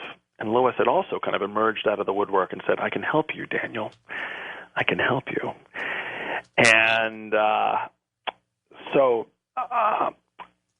one of the things that Lois tried to help Daniel with is figuring out who Wolfgang Boehringer was. Wolfgang Boehringer had shown up in the South Pacific, and he had been bragging about being a friend of Muhammad Atta. Who was Muhammad Atta? Well, remember, Muhammad Atta, that's the grim face of the most visible, the most memorable of the 9/11 hijackers. Nobody will forget that cold, blank stare as he, with hatred, his eyes seem to sort of darkly bore through the camera lens. And so people tend to think, oh, of course they hate us. Of course they did 9/11. He looks pretty scary. And most people, I think, will remember the face I'm talking about. That's Muhammad Atta. But if you do your homework and if you read any of the fine books by Daniel Hopsiker, you suddenly see that Muhammad Atta wasn't a fanatical Islamic Muslim. He actually loved to eat pork, and he loved to drink, and he loved to do cocaine with certain Germans, American citizens, German-born American citizens, like, you guessed it, Wolfgang Boehringer. So Wolfgang Boehringer actually admitted it and was bragging about his connections to Muhammad Atta after 9/11. And Wolfgang Boehringer says he hates the Jews, and he has lots of cash on his boat, and he has a loaded Glock on his boat in the South Pacific. And so this is of interest to certain people, and they get in contact with the FBI, who ignores them. Then certain people in the South Pacific get in touch with Daniel Hopsiker and say, oh, okay, we see on your internet site that you have also been tracking this guy, Wolfgang Boehringer, and maybe somebody should do something. So Daniel Hopsiker asks Lois to help him. Lois then contacts the Joint Terrorism Task Force. So again, trusting the system, right? Trying to be good citizens and trying to think, oh, the system works for us. The system will go get these guys. And certain people, I'm sure there are some good people inside the Joint Terrorism Task Force, John, because there is a APB goes out that says this guy Wolfgang Boehringer needs to be apprehended, and he's a person of interest in the 9/11 investigation, because of his clear connections to Muhammad Atta. We'd like to ask him a few questions. So this APB goes out, all points bulletin, find this guy, Wolfgang Boehringer, bring him in. And this happens right around the time that Lois herself happens to be in Brooklyn with me at this event for Joe Trento, the CIA researcher. Now, Lois comes to the event. She's driven there by a guy named Wally Zines. Wally Zines is former NYPD intelligence. And a very interesting phone conversation happens on his speakerphone as he's driving Lois to the event in Brooklyn. It turns out, according to Lois, that the conversation went something like this regarding Wolfgang Boehringer. We got him, and the first thing out of his mouth made him go from a 6 to a 10 on a scale of importance. And the first thing out of his mouth was, "You can't arrest me. I'm working for the CIA." Oh, that's just a perfect place to stop for our break, isn't it? You're a regular radio dog, man. Yep. I better watch out. We're talking with Sander Hicks. I want to hear some more about this, and I know the rest of the world does too. We shall return with him. Sander Hicks, author of Slingshot to the Juggernaut. We'll make it, one way or another. The truth does not require our belief in it to exist. That's a good thing. This is Coast to Coast AM. Yeah, there's a few of them drinking alone now, because once their usefulness is spent, they are most often discarded. This is a lot of fun tonight, sitting in for George Knapp, who is receiving his Peabody Award up in New York City. I'm sure he's already done it. He's probably celebrating still. I certainly hope he is. He works too much otherwise. And we will continue with Sander Hicks, his Slingshot to the Juggernaut. We're going to talk about his picture on the cover of his book, too. He looks assertive, and you will enjoy his book. And everyone seems to be enjoying the conversation with him. So if you have a question that you would like asked, you may email it to me John B. at coasttocoastam.com. John, B as in Bravo, at coasttocoastam.com, and I'll pass it along to him if it's cogent. And so just stick around for 2 minutes and we'll get right back into it. This is the one and only Coast. Sandra Hicks, you author guy and grade A radio dog. Say, now, after now, that's quite a bit of clout to say, you can't arrest me. I work for the CIA. So then what happened? That's right. That's what Wolfgang Borringer allegedly said, according to my sources, when he was apprehended by the Joint Terrorism Task Force. This is Mohammed Atta's drinking buddy. He had been thrown out of Hooters and different bars in Florida before 9/11. Thrown out of Hooters? Yeah, there's nothing more American. So, and this was a German-born, a naturalized American citizen who clearly had some sort of strange connections to Mohammed Atta. This is the American girlfriend, Amanda Keller, also said that Mohammed Atta liked to hang out with these German-born Americans like Wolfgang Borringer and Stefan in Jürgen. And so the creepy thing is that a day or two after Wolfgang Borringer said, "You can't arrest me, I'm working for CIA," he was let go. He was sort of a catch and release. He was. It turned out he was kind of right. The Joint Terrorism Task Force was trumped by somebody higher up inside the U.S. government juggernaut, and it turns out Wolfgang Borringer did have some sort of clout, did have some sort of get-out-of-jail-free card because of his connections to the 9/11 operation. And so Wolfgang Borringer was kind of either liquidated or put into some sort of witness protection program, but he was not prosecuted. And that Lois did an about-face and suddenly told me that the things that she had heard and that I had heard that she had heard didn't happen. And she said, "Don't do this." I was running a little newspaper for the coffee house, the New York Megaphone newspaper, and I said, "This is a pretty hot story. I think I should do this story." And she said, "No, don't do this story. If you do this story, our friendship will be over, and things will be very difficult for you." And I said, "Well, the story was too good not to do, and I didn't think things would get so bad." But I did the story, talked about Mohammed Atta's CIA drinking buddy, and I also confirmed the story. There's a FBI informant who was very active right after 9/11. He had written notes trying to stop the U.S., trying to notify people inside State Department and FBI. This guy was Randy Glass, and Randy Glass was part of Operation Diamondback, which was infiltrating the international black market for arms, and he also was dealing with Pakistani arms dealers and Egyptians and CIA. And Randy Glass also called me back when I said, "Listen, I'm trying to corroborate this little thing about Wolfgang Borringer, because a good journalist will get two sources and not just run with something because of one source, even if that source was really quite good." Sure. Randy Glass said, "Yeah, I know all about Wolfgang Borringer. He's still working. Can't talk about it. Click." So, yeah. I was like, "Great, that's it. Second source, let's run with the story." And things did get kind of difficult for me. I ran with the story, but then, we had some mysterious burglaries over at Vox Pop. Like the same day that I confronted the FBI down in Shreveport around Dr. Graham's death, we had a mysterious burglary at my Vox Pop coffee house. We started getting these $14,000 fines from the Department of Health all in one fell swoop. And things got very hot for that little coffee house, trying to survive in a sea of New York City government regulation and whatnot. Who knows where some of these fines and influences were coming, but New York can be a very tough place to do business if you're not willing to, I guess, play the game a little bit.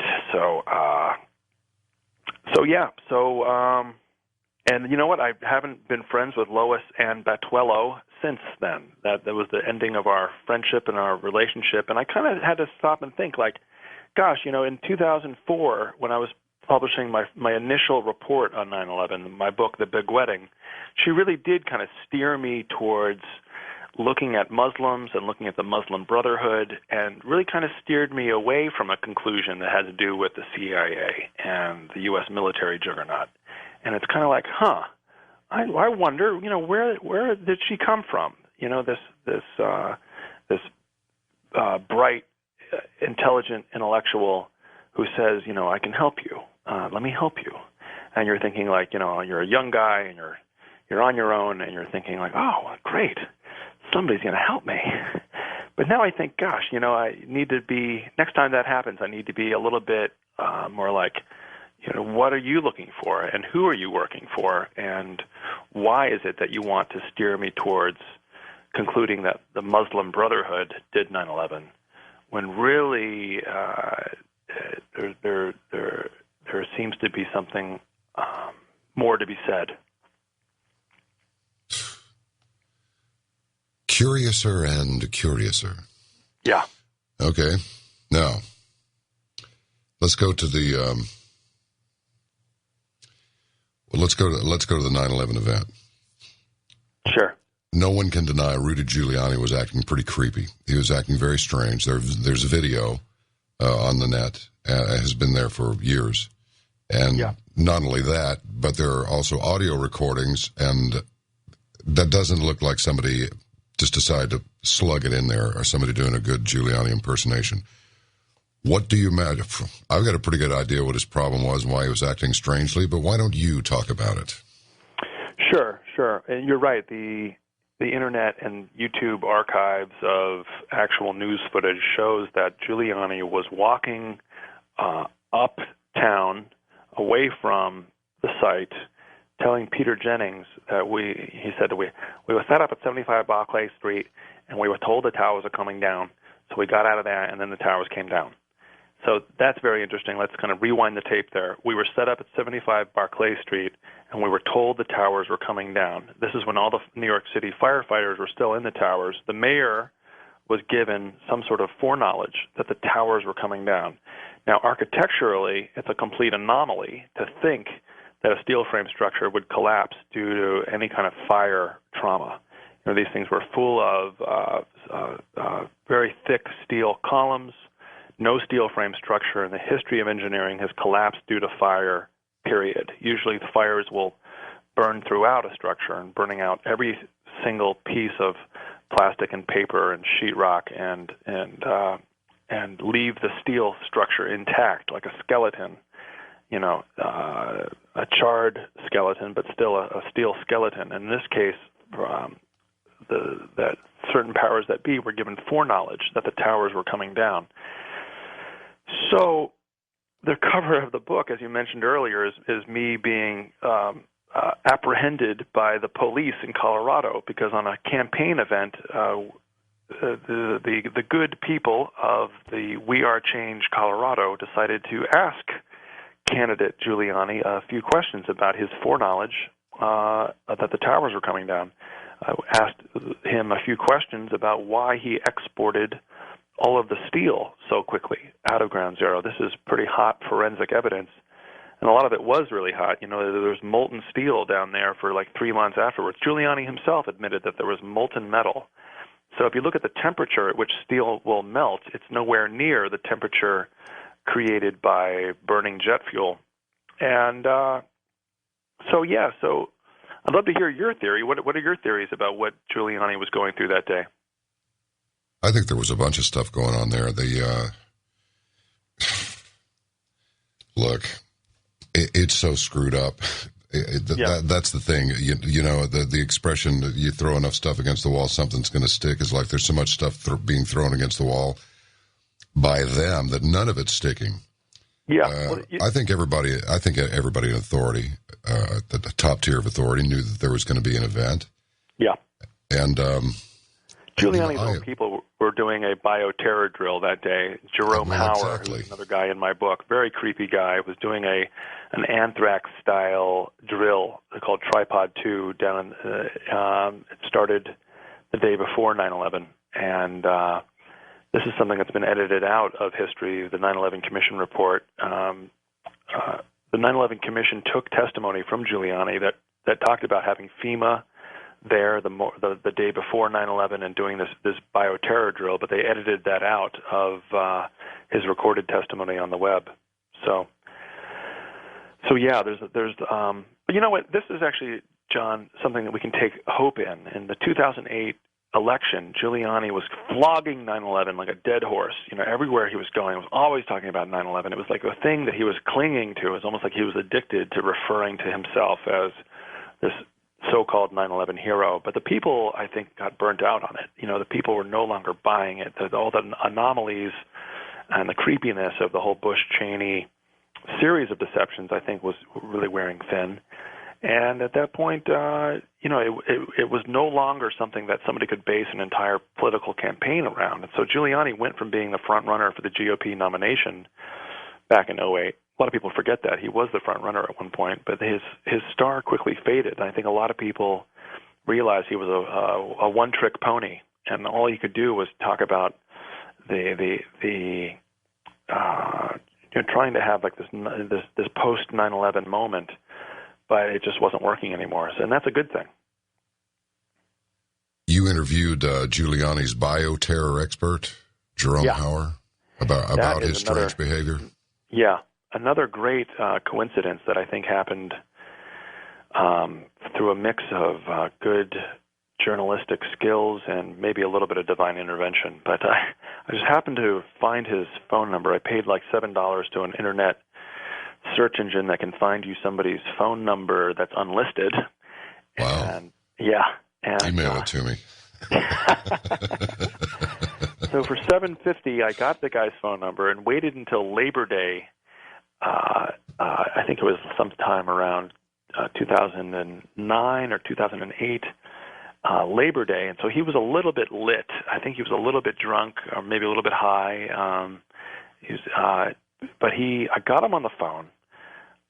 His name is Jerome Hauer. He was a Democrat, ironically enough, pretty close to the New York City establishment. But he had, for some reason, was tasked to be with, arch Republican Giuliani. He was pretty high up in the Giuliani administration. He had been Giuliani's director of emergency management and helped create the office and moved the actual bureau into a funky little building called World Trade Center Building 7, which again is a big Achilles heel for the 9/11 cover-up. The whole Bush-Cheney-Obama cover-up cannot explain to you why Building 7, which was not hit by a plane, imploded at 5:21 p.m. that day into its own footprint at free fall speed.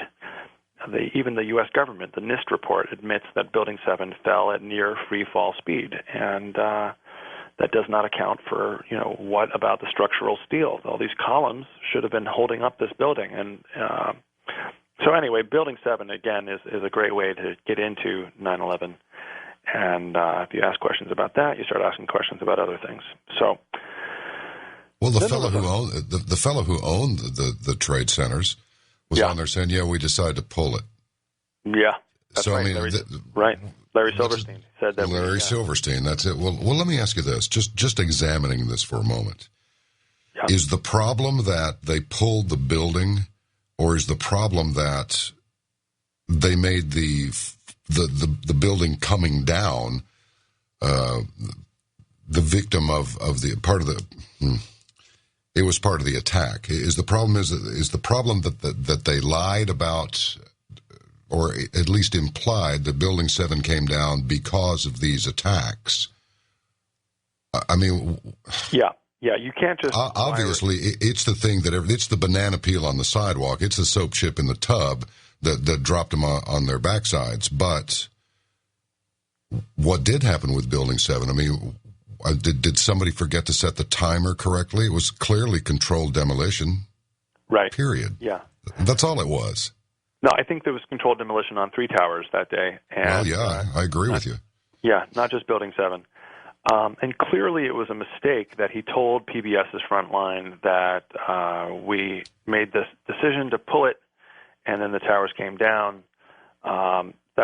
He was clearly not supposed to say that. There was some sort of crossed wires in the communication somewhere along the line, there's a publicist for Larry Silverstein tried to spin it after the fact and say he didn't actually mean to say that, and he wasn't implying that there was a controlled demolition. When he said pull it, he was talking about the firefighters that were in Building 7. But you don't refer to it as it's not the correct pronoun for a bunch of firefighters, and there were no firefighters in the building at that point. Right. And if you can simply look at the tape on PBS's Frontline on YouTube, and you can see that Larry Silverstein is talking with regret about something that he did with a heavy heart, and he's implying that it was a big moment for him. You know, there's like some sort of gravitas in his voice and in his manner. So the Silverstein thing is very interesting. And in Slingshot to the Juggernaut, my new book, I talk about Elliot Spitzer's connection to Larry Silverstein. Now, this is also very interesting for Democrats and people who are clinging to this mental illusion as the Democrats as our heroes or people, politicians of the people. Elliot Spitzer has been called the sheriff of Wall Street, but what's not very well known, and it's in my book, that he filed an amicus brief, a friend of the court brief, to help Larry Silverstein get this outrageous extra $1 billion in insurance money. Is this why you disrupted one of his campaign events? Yeah, another campaign event disruption, just like the Giuliani one. They're a lot of fun to do because the media is all over them. The media is looking for a reason to report it. They don't want to just report another boring campaign speech. But if there's a little bit of surprise, then it's a little bit more colorful. So yeah, it was actually a lot of fun, and it was in a temple, in a Jewish temple on the Upper West Side in Manhattan. So I did it in the name of truth. I said, in the spirit of the God of in the spirit of truth, and in keeping with speaking out against injustice. I have to ask you. You're giving this speech about all the different cases that you have taken on as a heroic crusader, but there's one case that you really ducked. The people of New York asked you in a Zogby poll right after 9/11 to investigate 9/11 as Attorney General of New York City, New York State, that is, and you didn't do it. You ducked that job, and my question is why. And he was very flustered, but he tried to, frost over it with a smile, and he was like, "Oh yeah, I know what you're talking about, and I know what you mean. I know what your questions are." And he even accepted a copy of The Big Wedding from me. I said, "Can I give you a copy of this report? And here's the copy of The Big Wedding, my book I just recently done." And I had to do something, so I gave him my book, and he said, "Oh, thank you. Call me on Monday." That's what he said. Call me on Monday. So I called him on Monday, but shockingly enough, John, the call was not put through. No kidding. He must have been really busy. Shocking. Just couldn't fit you in. That is shocking. How rude. We'll continue our most singular discussion with Sandra Hicks, author of Slingshot to the Juggernaut. When we come back after this break, get yourself a proper cup of tea and prepare for more. This is Coast. Isn't it interesting? Don't you feel small? Mirror, mirror on the wall, who's the biggest fool of all? You are, you say to yourself, looking in the mirror. Why? Because perhaps we put our faith in this candidate or that candidate, this institution. Maybe it's a good idea to just put our faith in the truth and look for it so we can substantiate our faith in the truth, which, I repeat, does not require our belief in it to exist. I wonder if that's where Sandra Hicks is headed. We'll find out in just 2 minutes on Coast to Coast AM. Well, Sandra, as we go along here, now if we're finished picking on Giuliani a little bit, how about Dick Cheney? He was in charge in the White House bunker that day. Would you tell us what you found, and you met him, and you talked to him about 9/11, how that happened, and what did he tell you? Just tell us all about it. Sure. So Dick Cheney was definitely in the driver's seat the morning of 9/11. He was the one that was in D.C. We know from Norman Mineta's testimony, Norman Mineta was the one Democrat inside the Bush cabinet who was a very interesting cat. Norman Mineta, the Japanese American, he was interred actually as a boy in the internment of Japanese Americans during World War II. So this is a guy who's kind of been on the other side of the whole police state in America. And so he had the independence to say what he saw on the morning of 9/11. He came into the White House bunker. He saw Dick Cheney in a sort of a command post position. There's a young aide who's telling Cheney that the plane, Flight 77, that they're tracking on radar, has turned around from West Virginia and is coming back towards Washington. This is the plane that allegedly hit the Pentagon, right? So it turns out Norman Mineta, the transportation secretary, is also very concerned about planes, and they're tracking this on radar. But he says something very interesting. He says that this young aide was telling Vice President Cheney, the plane is 40 miles out, sir. Sir, the plane is 30 miles out. Do the orders still stand? And Cheney whips his head around and says, of course the orders still stand. Have you heard anything to the contrary? So, whatever the orders were, John, they still stood, right? They still stood, and the young aide was aghast that they still stood and was trying to almost beg the vice president to countermand the orders, which were obviously to allow whatever was going to happen, which was, I guess, in this case, to allow this blip on the radar that may or may not have been Flight 77 to come in close to the Pentagon, and it may or may not have hit the Pentagon. You know, there's some eyewitnesses that say they saw the plane pull up at the last minute, and maybe it was bombs at the Pentagon. I know that attorney William Veal, who prosecuted a case or tried to file suit against Donald Rumsfeld and Richard Myers of the Joint Chiefs of Staff and against Cheney, William Veal did this case on behalf of Pentagon victim April Gallup, who happened to be there with her infant son, Isaiah. And her office inside the Pentagon was right where the engine of Flight 77 would have hit. And April Gallup was not killed by an engine's impact, but woke up from a state of unconsciousness after the impact and said that she thought it was a bomb that went off. She, didn't smell any jet fuel, didn't see any airplane detritus, didn't see any human victims of an airplane. In fact, in the hospital, the U.S. military spokesman came and visited her when she was bandaged up on a hospital bed and said, listen, honey, we're going to tell you what you saw, and we're going to tell you what you're going to say you saw, and this is the way it's going to be, see? And she said, that's not the way I play it. It's not the way I roll, and you can't tell me what is true. And again, she's a maverick. She's a real American. She doesn't stand up to intimidation, even if it's coming down with a juggernaut level of force.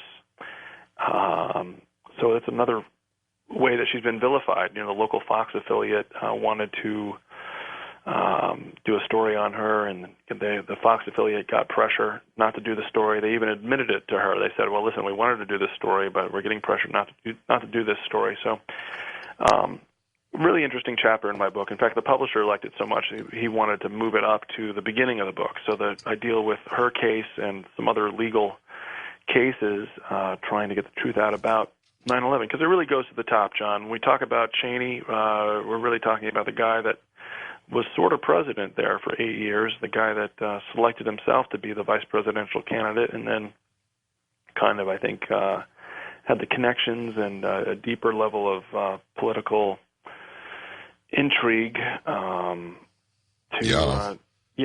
really have a lot more political power.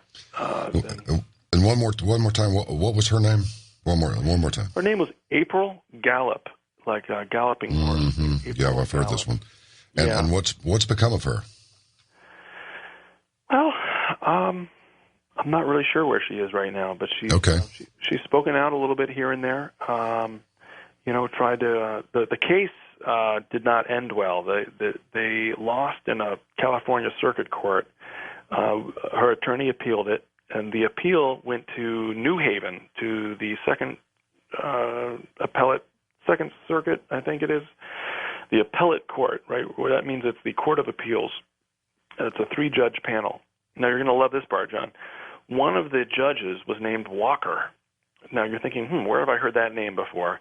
Well, maybe it's George Walker Bush. Now, surely they're not related. Well, actually, they are. They're first cousins. So the judge ruling over this major legal moment in the day in court for 9/11 skepticism, the day in court for a 9/11 victim who feels that she was intimidated by the U.S. military on her hospital bed. Her day in court was being adjudicated by a first cousin of the sitting president at the time of 9/11. And, of course, William Veal, being a good attorney, moved to have him recused from the case, and the judges said, no, we don't feel that we should recuse him from the case. And then they ruled that the case itself was ridiculous and without evidence, and they broke their own legal procedures. They shouldn't have been ruling based on evidence at this point. They should be simply deciding whether or not to hear the case. And then they hit William Veal with $30,000 worth of sanctions, just to kind of set the record straight and blast a message out to any future attorneys, saying this is what happens if you ask questions in the New World Order, and made an example of him. And but he's still a hero, and he still deserves our support. His website is the Center for 9/11 Justice, and worth checking out. He's in my book, Slingshot to the Juggernaut.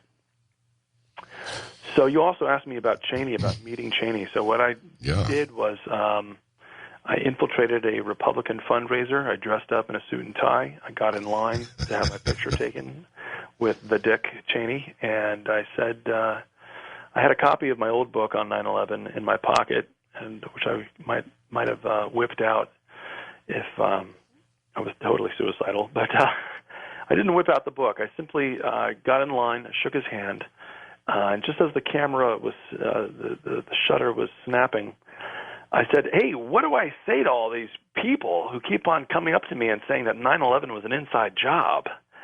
And Cheney just turns to me and gives me gives me chills just thinking about it, John.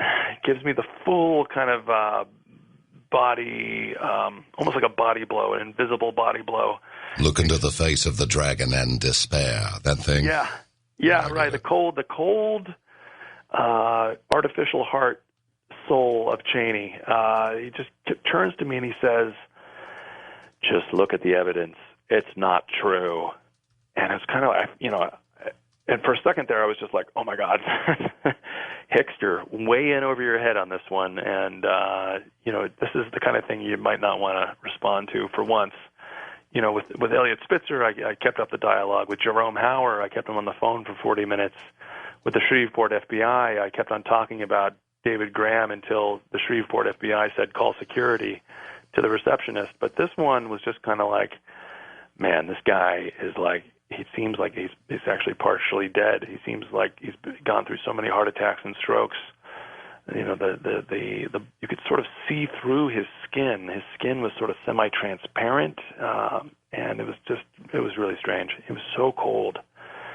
And, Cheney himself brags about his style is one of cast iron strength, that you must project cast iron strength at all times. And so when he shot his friend Whittington in the face, that wasn't exactly cast iron strength, but then he got Whittington to apologize. Whittington had a heart attack based on the bird shot in his heart, and then Cheney got Whittington to apologize nonetheless. So anyway, so that's the Cheney story. So I can say technically I've confronted Dick Cheney as well as all the others, but in this case I kind of was like, it wasn't the most successful confrontation. I wasn't being escorted out the door by security at the end of the confrontation. I simply just got out of there on my own power. Yeah. Have you ever had any thoughts of President Bush's reaction when he was at the children's classroom? Oh, yeah. Reading The Pet Goat. It's almost as though he had a look on his face that, of course, this is just a construct based on rationalization of what must have happened and what his reaction must have been if my theory applied to it. But it sure looked to me like a guy that was going, I can't believe these guys really did it. Almost as though he thought there was going to be an event. He just didn't think it was going to be this event. Sorry. Yeah. No, I actually think Bush is not that great an actor. He's no Ronald Reagan. And the look on his face is one of bad acting in which he's trying to look concerned but kind of tough. And obviously, whoever was kind of writing the script that day was kind of. I just feel like Bush on that day was kind of sloppy and there's so much I want to say right now. It's like it seems like I don't know what it's like to sit in that man's chair or President Obama's chair. I don't know what it's like, but I'm thinking that if I were sitting there, but it's a matter of personalities, I would have said, children, I'm the president. I got to go back to work. I'd love to be with you here, but I need to go. Yeah. So I will come back and we will finish this story another time, but I have something very important that I need to attend to. So take care and bye-bye. Yeah. And just gotten out of there and gotten to the car and gone. I don't think I would have sat there and finished the reading because I didn't want to scare the children. I mean, man, what a load. You know what I'm saying? It's just nauseating. And I warned the audience months ago, we're going to stay on this until we know. Yeah. They can disappear people. I know that. Oh, there's all kinds of accidents. I know that. Wasn't it Stalin that says it takes talent to make a murder look like an accident, but it takes a real artist to make a murder look like a suicide. Now, I assure you I'm not suicidal in any way, shape, or form. Mm-hmm. Very, very well-developed sense of self-preservation. Now, how is your sense of self-preservation? Aren't you kind of out on the clothesline pushing this book around like this and truthing in this way? Obviously, somebody's got to do it, but yeah, how much exposure are you pulling doing this, Sander? I've got a great faith life, and the angels are on my side, John, and that's all I need. Okay, well, that's pretty much all you need. Yep. I can feel anxiety if I don't do some Zazen meditation or if I don't pray to my God every day. I start out the day that way, and it really helps. It gets away from my own traps of my own mind, my own ego, and it makes me realize that everything that we're doing in this world is also being mirrored on the cosmic level. The angels are on our side because the angels are also part of the big struggle against the evil of this world. So I deal with this in the book, and I don't know how much time we have to spend on the spiritual side of things, but it's all kind of connected. In the time of Jesus, there wasn't really a big divide between the political per se and the religious. That it was all about consciousness, and I think that's kind of my perspective too. That the spiritual and the political tend to kind of interweave, and they're both branches of the tree of philosophy, the tree of wisdom, and so when you talk about self-preservation, I don't really feel too much fear these days. I kind of have worked it out, and this is my calling. I love speaking. I love seeing all the beautiful people that I meet. Touring is great too, like doing this kind of crazy 80-city tour in 90 days. Every 12 hours I meet another angel or another angelic being. So like the young people that are doing Occupy Albany today, just amazing people. Really talented, bright, intelligent, big hearts. Hearts inflamed with this love of justice. And I find inspiration from this, and it reminded me of myself 20 years ago, and and then I also got to say that a part of this tour is also running into a lot of despair. There's people that have been burnt out, people feeling betrayed by politics. If you're not negative or pessimistic like them, they think there's something wrong with you, or they think there's something like, deceptive about spirituality, and yet they themselves, who are devoid of spirituality, are in love with their own pessimism and contradiction, or they're holding up the contradiction as the God. It's like this Marxist pseudo God, like the contradiction. I love the contradiction. You don't respect the contradiction enough. It's like, well, no, I understand the basics of what you're talking about, and it's not the end-all, be-all to me, and it doesn't lead to the negation of spirituality, because I think spirituality is actually a very revolutionary force, because it gives us this fire, this passion, and this love for justice that I think God is a revolutionary. I think God is an anarchist. I think God doesn't really want us to revere human power. In fact, God sends out prophets who subvert human power, who speak the truth to human power, and also give us this project of dismantling the corruption and building something better, Let me ask you, Sander. Sure. Isn't it odd that it's almost as though, okay, we're talking about 9/11 again. Yes, we are doggedly continuing to talk about 9/11, 11 years after the event. And I'm thinking, heinous, horrible atrocities have happened in other big nations around the world all throughout history. But here we are on the air, just blowing this out over 500 stations, all over the net, all over the world. By the way, I want to hear from you people in Japan. Just email me, please. I mean it. Doesn't this strike you as being a completely unique experience for us to be able to sit and discuss this without being disappeared altogether? I mean, when I was asking you that question, don't you feel for your personal safety? I understand. Believe me, I understand the response. But isn't it odd that we're even able to discuss this with this level of freedom? So it's not all lost. I don't have anybody, at least not so far, holding a gun to my head, telling me what I can say and what I can't say. If I say something stupid, it's all on me. If we say something provocative together, it's on us. Yeah. So doesn't that make our experience over here still completely unique among the nations of the world? Absolutely. And like 9/11 is this a beautiful and ugly and strange and bizarre puzzle that it's up to us, the American people and the people of the world, to put together. Because I really think it's not just a negative, but there's actually a positive result if we can find it. That's sort of like the boomerang effect of the slingshot. It's if we can put together the puzzle and figure out what we're supposed to learn from 9/11, and I'm talking about everyone. I'm talking about 100%. I'm talking about the perpetrators, as well as the victims, as well as the truthers, and even the people who are anti-discussion about it.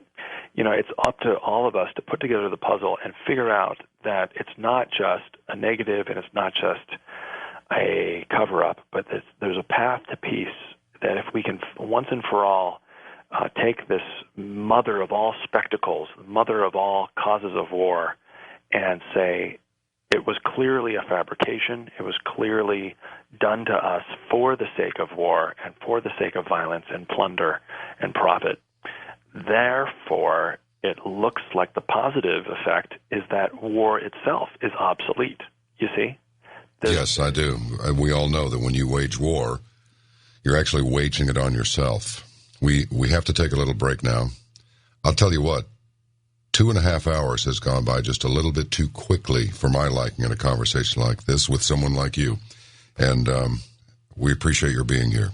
We're speaking with Sander Hicks, author of Slingshot to the Juggernaut. Total resistance to the death machine means complete love of the truth. We'll be back with our final segment in a moment on Coast. Now, is that really the case? Is nonviolence a sign of weakness? In this book, Slingshot to the Juggernaut, Sander Hicks says something a little bit interesting about how doing Zen Buddhism makes you a better Christian. He will make sense of that for us. I hope he will make sense of it for me as well. I'm studying this, but I want to hear his answers. And stuff about public interest venture capital, do you think it'll really work? Want to ask him that. And mostly, what is the Truth Party, and what will it stand for? And there's another one coming, too. We'll save that for the surprise. Just 2 more minutes, and we'll complete our final segment with Sander Hicks on Coast to Coast AM. Sander, let's just go through these little points here. Is nonviolence a sign of weakness? People are preparing for violent, if necessary, get our MREs and our sleeping bags and our deer rifles. Pose this New World Order thing, I put a Southern thing on that because that's how it's characterized so much. Yeah. So Nonviolence is a beautiful thing.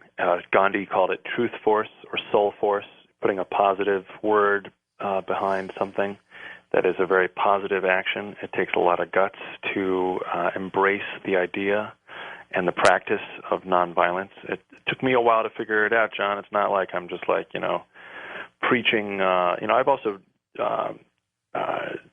I've engaged in political violence in the past, and I punched a Nazi skinhead on Capitol Hill at an anti-Nazi rally, and what did that do? It just created a lot more violent response back. There's like Nazis that wanted to hunt me down and kill me just because I punched a guy, and it was kind of a great lesson in the limits of political violence. But at that same rally, there was this guy Bill from Time's Up, which is a bicycle activist group, and he said, it'd be so much better if we could just shower them with love. And at the time, that sounded a little bit naive, but I kind of realized over time that he was right. If we can, the real radical thing is to break the cycle of deception and war.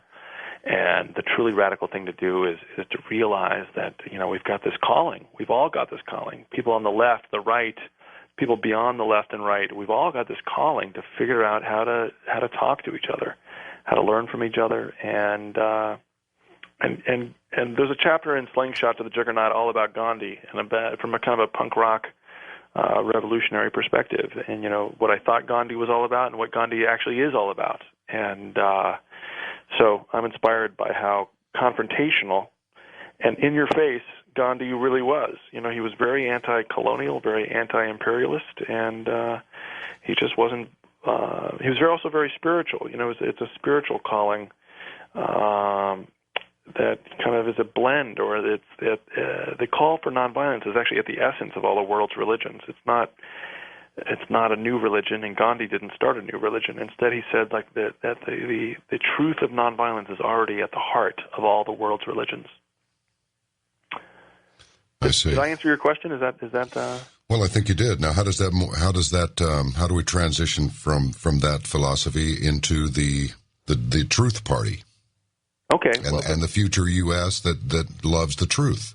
There you go. The opening invocation of Slingshot to the Juggernaut is this vision. So I ask people to let's start the book thinking about a vision. So I don't start talking about Building 7 or Jerome Hauer and the Anthrax cover-up. I simply say let's start with a positive vision. How can we get to a place where we all feel good about the USA again? It's like, whew, just think about that. Feel that. Feel like, what if all of us, all of the Tea Party people and the Occupy people and everybody in between and beyond, and just everybody, and even people outside the U.S., in Japan, what if we could feel good about the USA again, and feel good about being people of Earth again? I like to say that the 9/11 Commission report has one true sentence in their report, which is that the USA has to figure out what it stands for. And so, even though the 9/11 Commission didn't want to really suggest anything positive, I'm willing to suggest something positive. It seems that our destiny as a country, as a product of the Enlightenment, as a product of reform of the state tyranny of the monarchies and the aristocracies of Europe, it seems that to take that on the next logical step forward would be to embrace nonviolence as a country, to really do something gutsy, to really do something beautiful. And this is something that's also a huge positive that we can work for. It's not a way to kind of ask people to only focus on the negative. It's asking people to really physically feel it in your heart and in your muscles, this beautiful, vibrating feeling of positive energy when we can be a country of conflict resolution, of peacemaking, and just think about the blessedness that comes with that. Jesus said, "Blessed are the peacemakers, for they are sons and daughters of God." And I mean, isn't that what we're supposed to be? We're supposed to be always trying to get closer to the truth and always closer to what we are called to be. I don't think we're called to be corporate minions and government agents, people who kind of go along with the system and, are told by our bosses and our handlers to just don't worry about it. The operation is not for you to know about. I think we're here to break with that, and God loves the whistleblowers. God loves people who stand up, like David Graham, like Lieutenant Colonel Anthony Schaefer, and all the other whistleblowers. I was listening to I was watching one of my favorite programs, which shall remain nameless at the moment, but it's about the intelligence services, and one of the characters said, "I'm just sick of secrets. The business that we're in, I'm just sick of secrets because there's so many secrets that you never really get to know anybody, and everybody winds up feeling alone as human beings once their job is done." In the security services, in the end, they're just a person left with what they've seen and what they've done and what they've been a party to. Is it naive for us to think that people could come back to a love of the truth, or do you think that's part of that innate character in human beings that I think that you would rather emphasize that rather than the negative aspects of humanity? Yeah, I think the truth is redemptive. I think the truth resurrects the dead. It's kind of like the truth itself is this beautiful thing that requires rigorous honesty, and it requires that you transform your life. And I'll tell you a real personal anecdote. It's kind of a miracle that this happened, but when me and my reporter buddy Jordan Green went down to Shreveport to investigate the death of Dr. David Graham, who we talked about a couple hours ago. This is the Louisiana whistleblower. Remember him that met two of the 9/11 terrorists, and he died a mysterious death, and the FBI was kind of involved in this mysterious death. And when I say that, I'll give you some personal experiences with the Shreveport FBI that kind of back me up here. But the Shreveport FBI were pretty adamant. They said, no, you can't come talk to us, and you certainly cannot get an interview that you want with Special Agent Stephen Hayes of the Shreveport FBI. And we were told that by the SAC, the Special Agent in Charge, Mike Kinder, who later transferred out of that regional office. But so we're told that. So we walk into the Shreveport FBI office, just two young reporters. And one of them's got a 9/11 Truth book in his pocket, and I pull that book out and I give it to the receptionist, and I say, "We're here to speak to Special Agent Stephen Hayes." And she says, "No, you can't speak to him." And I said, "No, I think you need to go get him, and we'd like to speak to him because it's a matter of national security."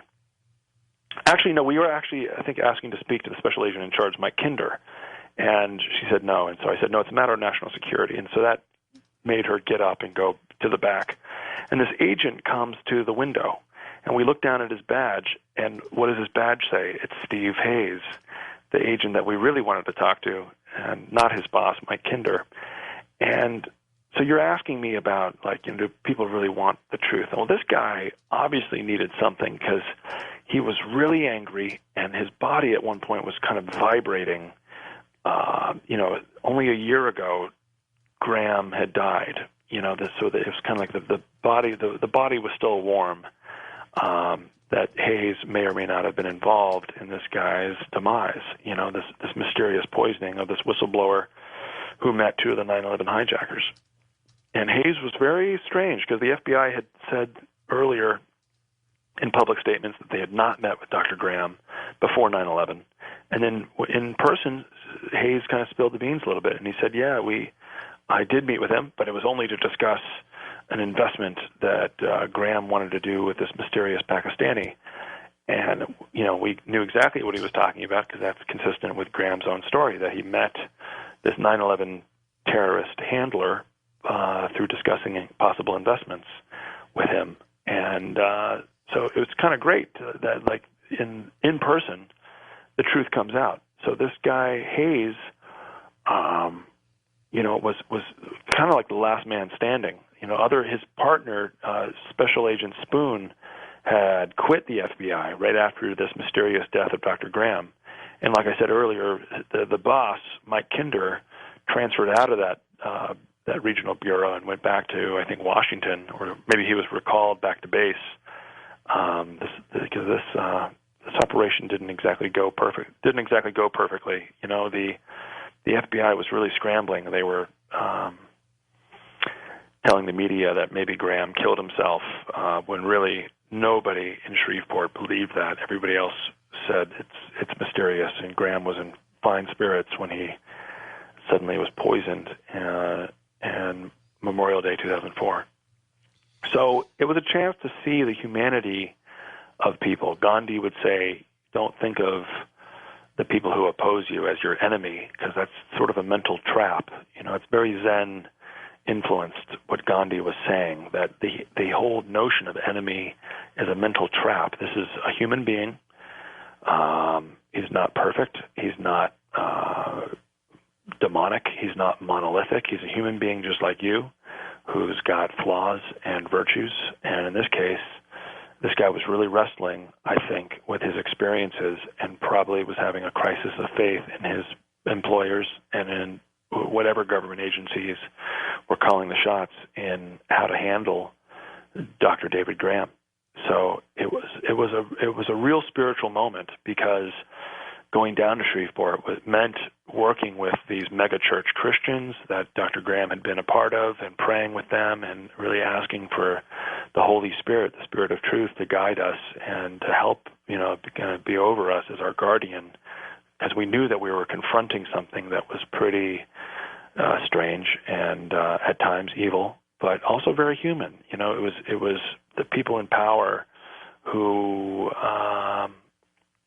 had basically done something beneath them, and it looks like the U.S. government killed Dr. David Graham. And you can see that, because I even called the Department of Justice right after this interview with Special Agent Hayes, and I said, I really need to notify the Department of Justice that there's some very, very strange corruption down here in Shreveport, and there should be some sort of investigation. And so the spokesman at the Department of Justice said, okay, we'll write a letter to us, and we will give you a response within 6 months. And John, that was like 3 or so years ago, and I still haven't gotten a response. So it's pretty clear that the rottenness inside the U.S. government is pretty much to the core. And that means that we need to have a pretty big, deep cleaning. What do you think that'll take? Seriously, I mean, that's just a whole. Well, that's why I'm pulling out the big ideas in the book. I talk about a truth party. I talk about what I've learned from the Green Party, and I've talked about how we can do better than the Green Party. And so the Truth Party is all about embracing a positive ideal for America's future.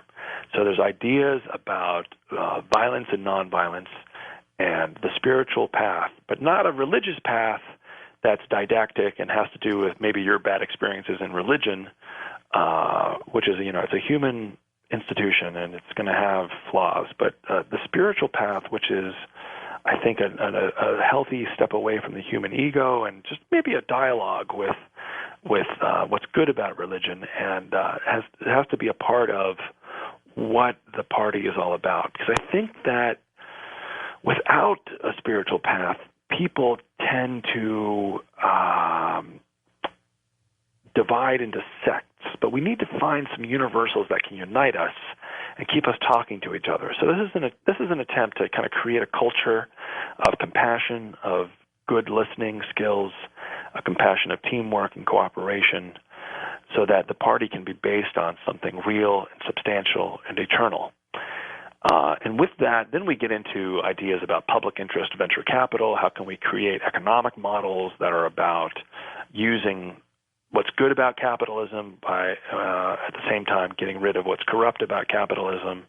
And how much time do we have left? We've got about 2.5 minutes. Oh, good. All right, well, I'll give you the gist on public interest venture capital is like, we all know that the Fed, or most of us know that the Federal Reserve is deeply corrupt, and it's privately owned, and it's its shareholders are not known, and it's secretive. Right. Not totally known, but we know that most of the ownership is private banks, both U.S. banks and non-U.S. banks, Japanese and European banks. So it's kind of strange that we're buying currency from a private banking cartel. And especially now that we've got Occupy Wall Street talking about a mass movement, well, this is something that can unite a mass movement because there's lots of people on the right and there's some people on the left who are talking about the Fed now. And my contribution is in my new book, Slingshot to the Juggernaut. I talk about these ideas about my experiences as an entrepreneur, as somebody who started 2 corporations and has raised the capital for them and managed the money and managed employees and built teams and built collaborations with other companies and other people. And I feel kind of like we have a lot to learn from entrepreneurs and from small business, and there's an incredible energy. It's like almost like a form of alternative energy that we haven't tapped. The energy of small business that creates jobs, the energy of building value into something. It almost gives off a kind of magical power. When you build value into something, that value is measured, and it's measured by public markets. It's measured by other forms of investment capital. So I feel like there could be a new model that is like a hybrid of private and public finance, in which new entities, whether they're cooperatives or collectives or corporations, could be started and funded by a public-private hybrid, and then public markets are used for the more successful of the ventures. Okay. Then public markets are used. Yeah, so they have an initial public offering, and the investment is recouped through an initial public offering. That's when something goes public. It's when something starts selling stock. All right, very quickly, my friend, where can we get your book? Everywhere. It's distributed nationwide in U.S. and Canada by Publishers Group West. It's called Slingshot to the Juggernaut. I recommend people go to powells.com. Got a big gig coming up in Toronto on Wednesday. I urge people to come out and see this great new hip-hop band me, performing with me. They're called Test Their Logic. Okay. And you can test their beats and dance in Toronto with me. And SanderHicks.com has got more information about my 80-city tour. And people are like, is that Saunders? No, it's Sander, S-A-N-D-E-R, like a wood sander. H-I-C-K-S, not H-I-X. Yeah, SANDER, Listen, you got to come back. You got to come back soon. I want you to check in with me every once in a while. I won't worry, but I'll be concerned. Thank you, John. It's been you're the disciple Jesus loved, John. Well, I can only hope so. I'm sure that you are. Take care now. Thanks. Gandhi said, first they ignore you, then they ridicule you, then they fight you, then you win. Jesus said, the truth will set you free. Pontius Pilate asked, what is truth? But he didn't stay for the answer. I wonder if he wishes he had. I'll see you Friday night for something completely different and a little bit lighter. Some open lines, and then Saturday, well, that's a surprise. Until then and beyond, good night and be well.